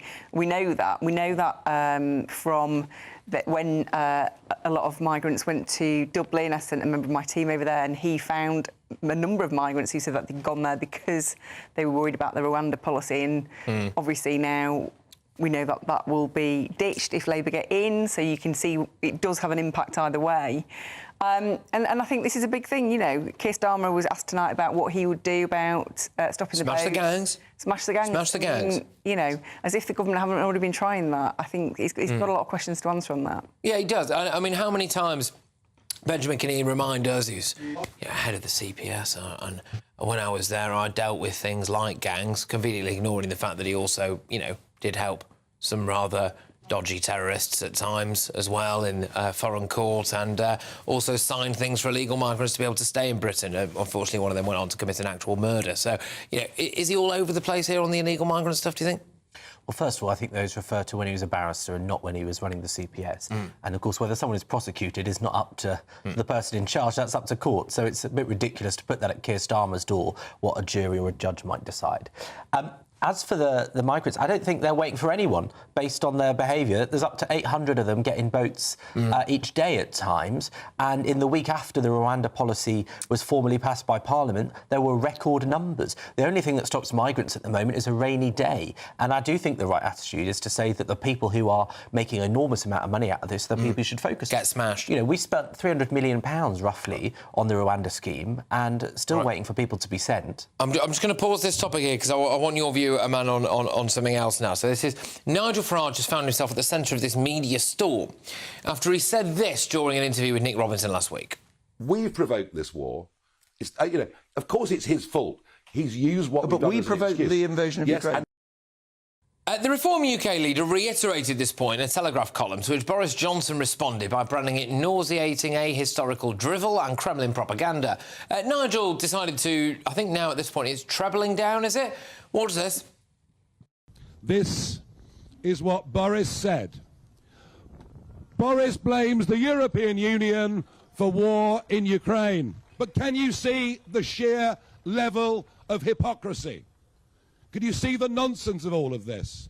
And let's be clear, this man will go down as the worst Prime Minister of modern times, a man who betrayed an 80-seat majority. Who opened the door to mass immigration? Boris Johnson. All right, well, you know, he said a lot there. I'm not convinced Boris Johnson will go down as the worst Prime Minister of modern times, but a man on the Ukraine issue. I don't really think that what Nigel Farage said was actually that controversial, was it? I mean, I get that there's a huge amount of pro-Zelensky and pro-Ukrainian sentiment out there, and rightly so. I get that it's Putin's fault, or entirely, that, you know, the actual invasion has taken place. Well, I don't think anyone disputes that. But there has been some provocation. It doesn't legitimise anything, but, you know, we have poked the bear, haven't we? Well, indeed. I mean, look at it this way. I think, look, violating any sovereign nation's territorial integrity is wrong on every level. Let's not beat the bush around with that. But the point is, I think Nigel has done this in a very calculated way, in that he's trying to break this cross-party consensus on what is right or wrong about how to help the situation in Ukraine, how to help the Ukrainians deal with the predicament they find themselves in. The truth is, it's also revealed the lack of depth of the understanding of geopolitics and international relations and what politics goes around in the rest of the world in our parliament. The truth is, very few MPs in parliament actually understand what the great game here is. And this has sadly been revealed by Nigel. The fact that he's able to bring out this article from 2014 of Boris saying that it was the European Union's expansionist ideas that encouraged what happened in Crimea at the time lends credibility to that idea. Nigel's comments, and he was set up for this, made it very easy to see all the kind of headlines that we've seen in the last few days, and I get that, and he's now being called a Putin apologist and everything, and I can see how maybe he wandered into that trap. But Sam, I do think that a lot of people in the establishment media underestimate the concern that the public have for how much of our tax money is going to continue to be sent to Ukraine. I know that people are broadly in favour of it, and I'm not trying to open a massive can of worms here, but I do think people are concerned about us just continually writing blank cheques for a foreign war. I do get that because, you know, clearly the cost of living crisis continues despite the fact that inflation is now at 2%. We know that people are still struggling, and that you know, I do understand that is a thing. But, you know, as a country, we have to stand up for what is right. And, you know, I truly believe that Boris Johnson was right on Ukraine. It was right to set a marker in the sand. You've just got to think, Putin, you know, where would be next? I mean, he wasn't going to just stop at Ukraine. And so we have to fight back. We have to defend democracy and sovereign borders and people's right to be ruled by their own government. And I think that, OK, he made some, you know, crass comment in 2014. Nigel Farage has consistently made comments for many, many years about this. And actually, look at President Zelensky. Boris Johnson is adored in the Ukraine. President Zelensky said that Nigel Farage has been infected by the Putin of the propaganda of Putin, and I think, you know, that speaks for itself, really. OK, all right. Now, I'll whiz it on because I want to show this video. So Emma Thompson has sparked fury again after appearing at a climate rally with Just Stop Oil in London over the weekend. And it comes days after they vandalised a private jet, which they thought was Taylor Swift's, but it turned out it wasn't Taylor Swift's. And, of course, they had a go on Stonehenge, didn't they? Emma Thompson has called herself a climate hypocrite for flying around the world and has been spotted holidaying on a £200 million yacht. Here's what she had to say about climate change. I am not hearing enough about it at all. It's the most vital issue of our time. Well, it can't be the most vital issue, Benjamin, can it? Because if it was the most vital issue, she would not be flying business class or first class. She would not be getting on super yachts. She wouldn't be living a life the way she is. I guess by that measure, I'm not a climate hypocrite because I've never been on a first class or a super yacht. I think the super yacht, she actually just stepped on it at an event. She wasn't actually travelling around anywhere on it, if that matters. But look, I think she's right to say... think it matters, really. It's not, it can't be that. It's just when you say, it's when they say things. It's when they say things like, you know, this is the most important thing in the world right now. And you just don't behave like it's the most important thing in the world. I don't know if super yacht went anywhere. I think it was stationed at the time. But... Was it even a super yacht? Was it AI? You know, we don't know, do we? It's just identified as a super yacht. Identified as a dinghy. She said that it's not getting enough attention. And actually, have we heard anything about it in the general election? Very, very little about it. It's not been a topic of discussion. Of course, the two parties largely agree on it, on a lot of things like net zero, and I certainly agree with that. But it's not been something that has provoked much discussion. I suspect that's because the polls show most people in the country aren't disagreeing about it. It's something completely nauseating. I do think it's a bit like saying, "Oh, cancer's really bad. Why are you puffing on a cigarette?" Yeah. You know, I'm going to fly around the world, even though I know it's really bad. It would be a bit like me saying lung cancer is the most pressing thing in my life at the moment, whilst I light my 20th cigarette of the day outside the office. But anyway, right, coming up, why did David Tennant suggest that he'd like to see Kemi Badenoch dead? However, until we wake up and Kemi Badenoch doesn't exist anymore... Find out more when I reveal tonight's Greatest Britain and Union Jackass. I also have a few more front pages for you. Stay tuned.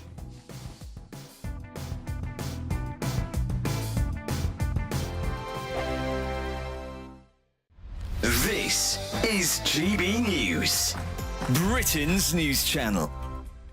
Almost half of those seeking to have an affair are happier with their job than with their primary relationship. But what exactly does a cheater do for a living? Well, medical assistants and nurses, surprisingly, top the lists of professions for female cheaters, and it's jobs in IT or tech for male cheaters, which I think is less of a surprise. No. This is all according to a survey by the dating site Ashley Madison. OK, so why do people cheat? To answer this, we're joined now by broadcaster and psychotherapist Lucy Beresford. Good morning, Lucy. Morning, Lucy. So, is it OK of me to say naughty nurses in this day and age? Am I going to get cancelled for that? You're out. Yeah, I'm out. Been cancelled. See ya. There's the door. But yes, you're talking about the caring professions, and I think it's very appropriate. I'm surprised by that. Women, well, because they're very nurturing, very loving, very giving, whereas the males who are in tech and IT, very strategic. Is there a link between high-pressure jobs, maybe nurses infamously, you know, they're working long hours, underpaid, stressed out? Is there a link between jobs of that nature and cheating, maybe as a relief? Absolutely. Is it just about sex, or is it about emotional connection? Is it about emotional validation? And increasingly, people are discovering that their primary relationship is just not a place where they feel safe. This survey found that personality didn't actually come into it that much. It was about half and half if you're an introvert or an extrovert that you'd be likely to have an affair. I think that's right. And I think that just speaks to the fact that all people want to have a good emotional connection. So it doesn't matter whether you're really social or whether you're someone who has to recharge your batteries in private time, that actually we only ever want three things in life. We want to feel safe, we want to feel loved, but we also want to feel heard. And in increasingly a number of marriages and long-term relationships, we get into grooves, we get into ruts, and we stop hearing our partner, we stop listening to them, and they stop listening to us. The People's Channel.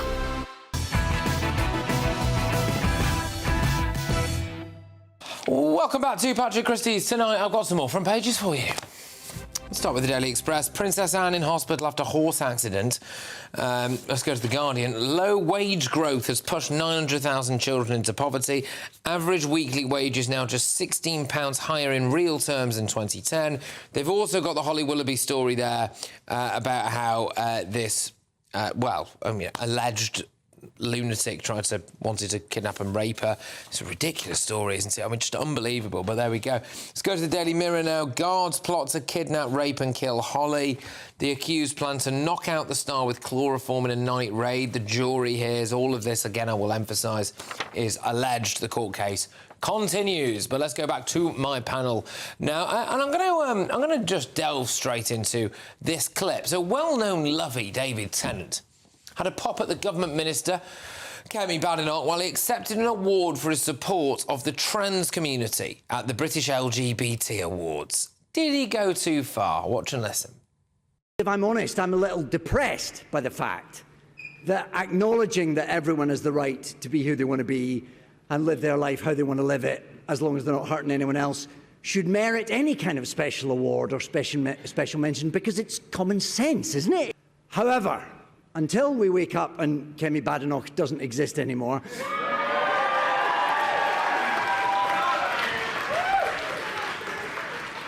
I don't wish ill of her, I just wish her to shut up. Yeah, all right, really? Did he go too far?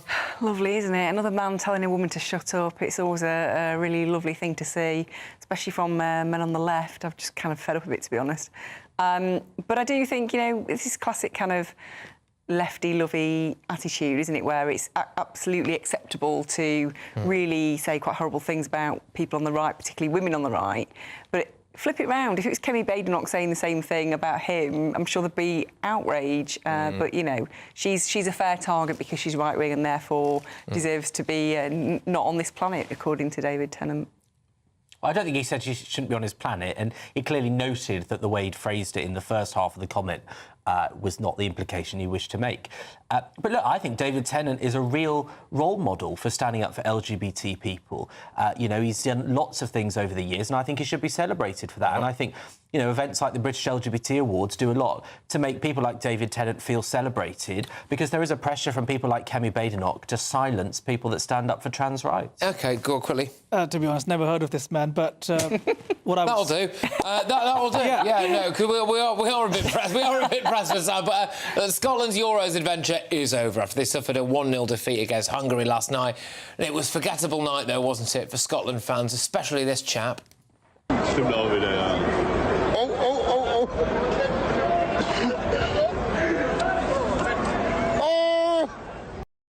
Ah, you love to see it. Right, it's time to reveal today's greatest Britain and Union jackass. Sam, your greatest Britain, please. Princess Anne, sad news that she's had this fall today. She's always been one of the kind of most hard-working, just gets on with it royals. So I think I'm sure everyone wishes her a speedy recovery. Absolutely, and it's important that we get this horse.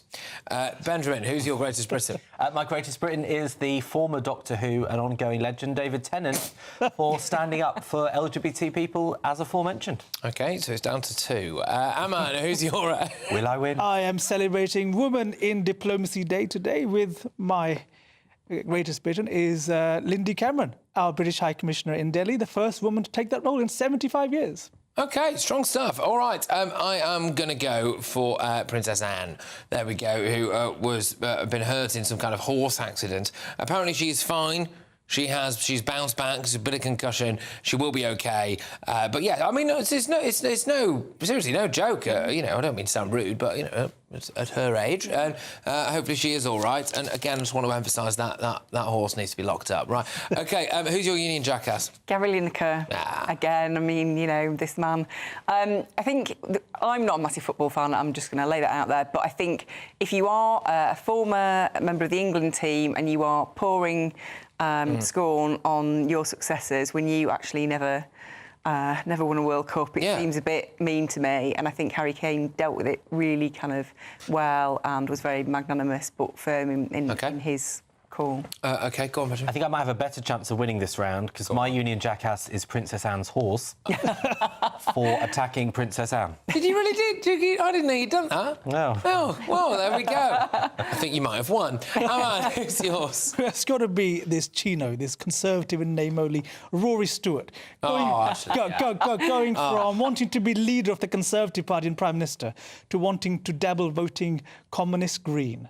This guy has absolutely lost it. He ran to be Conservative Party leader. Then he's released an article saying, my hand... I won't do the voice because it makes me feel sick. Do the hand. Yeah, my hand might hover over Labour, but then I was going to probably settle around Lib Dem and the Greens. Can I just say, I used to have some dealings with Rory Stewart because I think he was Floods Minister and I was working as a reporter up in the Lake District. He's not a particularly nice guy.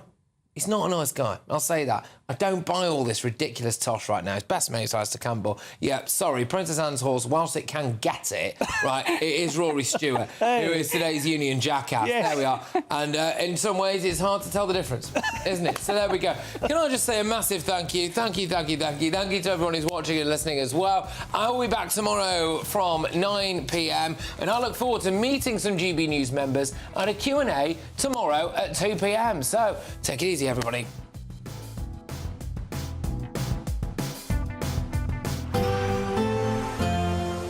A brighter outlook with Box Solar. sponsors of weather on GB News. Evening, weather update time from the Met Office here on GB News. Many of us having something of a hot spell over the next few days, but nothing exceptional for the time of year, and it isn't going to last too long. In fact, already on Tuesday we'll see cloud increasing across the northwest from these weather fronts that are trying to trickle in. But high pressure is dominating for many of us. It has been quite cloudy over Wales and southwest England today. That cloud breaking up more through this evening. Some mist and low cloud clinging to the south coast. And there's the cloud I talked about, bringing some patchy rain to the Highlands and the Western Isles through the night. For most, though, a dry night, fine night and a warm one. Temperatures holding up 15 or 16 degrees in most urban areas. So, yes, it's going to be a warm start to Tuesday, and by the afternoon we could be topping out at 30 Celsius. Some mist and low clouds still around the coasts in the south, but generally plenty of blue sky here, and a brighter day for South Wales and southwest England compared to today, but it will be a duller day for Northern Ireland. The cloud arriving here through the night, and that cloud also getting into the Highlands and the Western Isles for first thing. So a bit of a damp and drizzly start, but some sunshine for eastern Scotland and through the central belt, at least initially, but the cloud will increase here as we go through the day. Cloud will bubble up also over parts of northern England, and there is the likelihood of one or two pretty isolated but potentially quite heavy showers over northern England during the afternoon. We'll see a bit of rain also for eastern Scotland, maybe a few showers through the central belt. Probably brightening up for Northern Ireland and the west coast of Scotland. Plenty of hot, hazy sunshine further south, 30 degrees likely. It's the final week to see how you could win big this summer. First, there's a fabulous £15,000 in tax-free cash to ensure this summer is special. What would you spend that on? Next, you'll also receive the latest iPhone 15 and a set of Apple AirPods. And finally, £500 to spend at your favourite UK attraction. You have to hurry, as lines close at 5 p.m. on Friday. For another chance to win the iPhone, treats and £15,000 cash, text prize to 63232. Text costs £2 plus one standard network rate message. You can also enter online at gbnews.com/win. Entries cost £2, or post your name and number to GB06 PO Box 8690 Derby DE1 9TT. UK only. Entrance must be 18 or over. Lines close at 5 p.m. on Friday. Please check the closing time if listening or watching on demand. Good luck. This is GB News, Britain's news channel.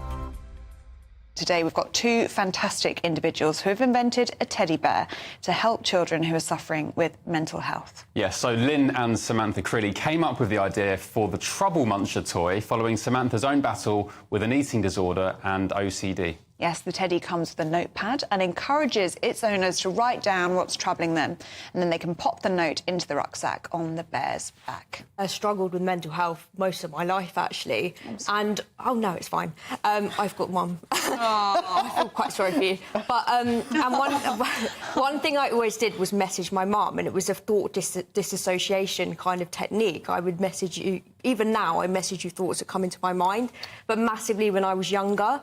And I thought, what happens if you're younger and you don't have this?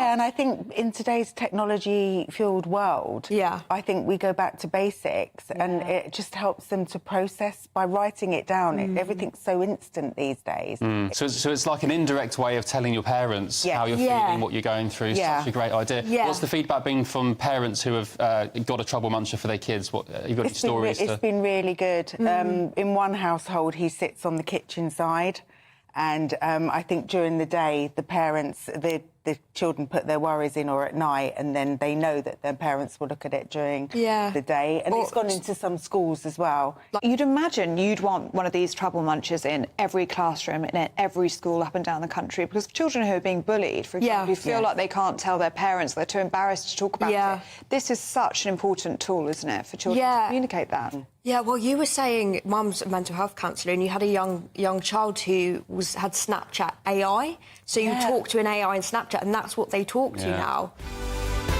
The People's Channel. On election night, we are throwing a party. The GB News Election Night Watch Party will be live from Essex and you are all invited. On air from 10 o'clock, we'll have familiar faces from across the channel, entertainment and lots more stuff as we keep our eye on all the results as they come flying in.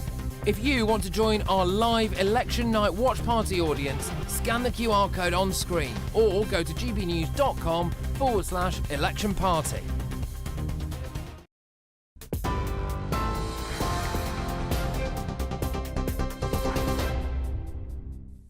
You're with GB News this Monday night. Hi there. In a moment, headliners. But first, let's bring you up to date with the latest news headlines from the GB Newsroom. And Britain's next government will face big decisions on taxes and the size of the state. That's according to the Institute for Fiscal Studies. Unveiling its analysis of the major parties' manifestos this morning, the think tank accused both Labour and the Conservatives of maintaining a conspiracy of silence on their individual spending plans. But the Prime Minister insisted tax cuts are possible, which his government would fund by spending less on welfare. We have a fully costed manifesto which can deliver tax cuts for people at every stage in their lives, and that is largely funded by making sure that we can find some savings in the growth of the welfare budget, because it's been growing at unsustainable levels since the pandemic. We've set out a very clear plan to reform that, to support people into work, and in fact the Institute of Fiscal Studies acknowledged that last time around when they said that that wasn't possible, that it was actually delivered, and that's something that the Institute of Fiscal Studies themselves have said. Well, Keir Starmer rejected the Institute's analysis altogether, insisting that Britain could do better. Don't accept the forecasts that say we can't do better than this. The economy has flatlined for 14 years. That is exactly what we are wanting to change. That's why we've set out our plans for growth in our manifesto. So the choice is more stagnation, as we've seen for the last 14 years, which hasn't done our country any good, or turn the page, rebuild, regrow our economy and create wealth so that across Britain people feel better off. Nigel Farage has been speaking on ITV this evening, claiming that the former US President Donald Trump learned a lot from watching his European Parliament speeches before running for the US presidency. On ITV tonight, in the leader interviews, Mr Farage responded to the idea that he's Britain's version of Donald Trump by saying, "I think we're very different, but I do think we think the same on many issues." He's learned quite a lot from me. I think it goes both ways, yeah. What's he learned from you? Oh, I think he was watching my speeches in the European Parliament for many years. Really? Before he decided to run, yes. He's told you that? I know that to be true. Nigel Farage speaking earlier. Now, in other news today, the search for the missing British teenager Jay Slater has continued throughout today on the Spanish island of Tenerife. The 19-year-old disappeared while on holiday last Monday, and yesterday police were searching a village near the last known location his phone was traced to, but there is still no sign of him. Jay hasn't been heard from since calling one of his friends, telling her he was lost and his phone was running out of battery. And lastly, Princess Anne is in hospital tonight after sustaining minor injuries and concussion after being kicked by a horse on her Gatcombe Park estate in Gloucestershire yesterday. A palace statement was issued earlier on today saying the King has been kept closely informed and joins the whole royal family in sending his fondest love to his sister for a speedy recovery. That's the news. For the latest stories, do sign up to GB News Alerts. Scan that QR code on your screen right now or go to gbnews.com/alerts. Time now for headliners.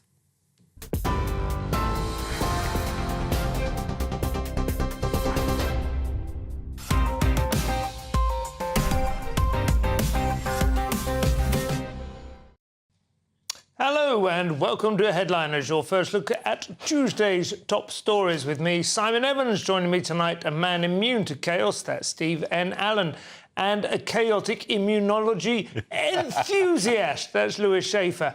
I don't know whether or not that's a new card in your pack that they've introduced there.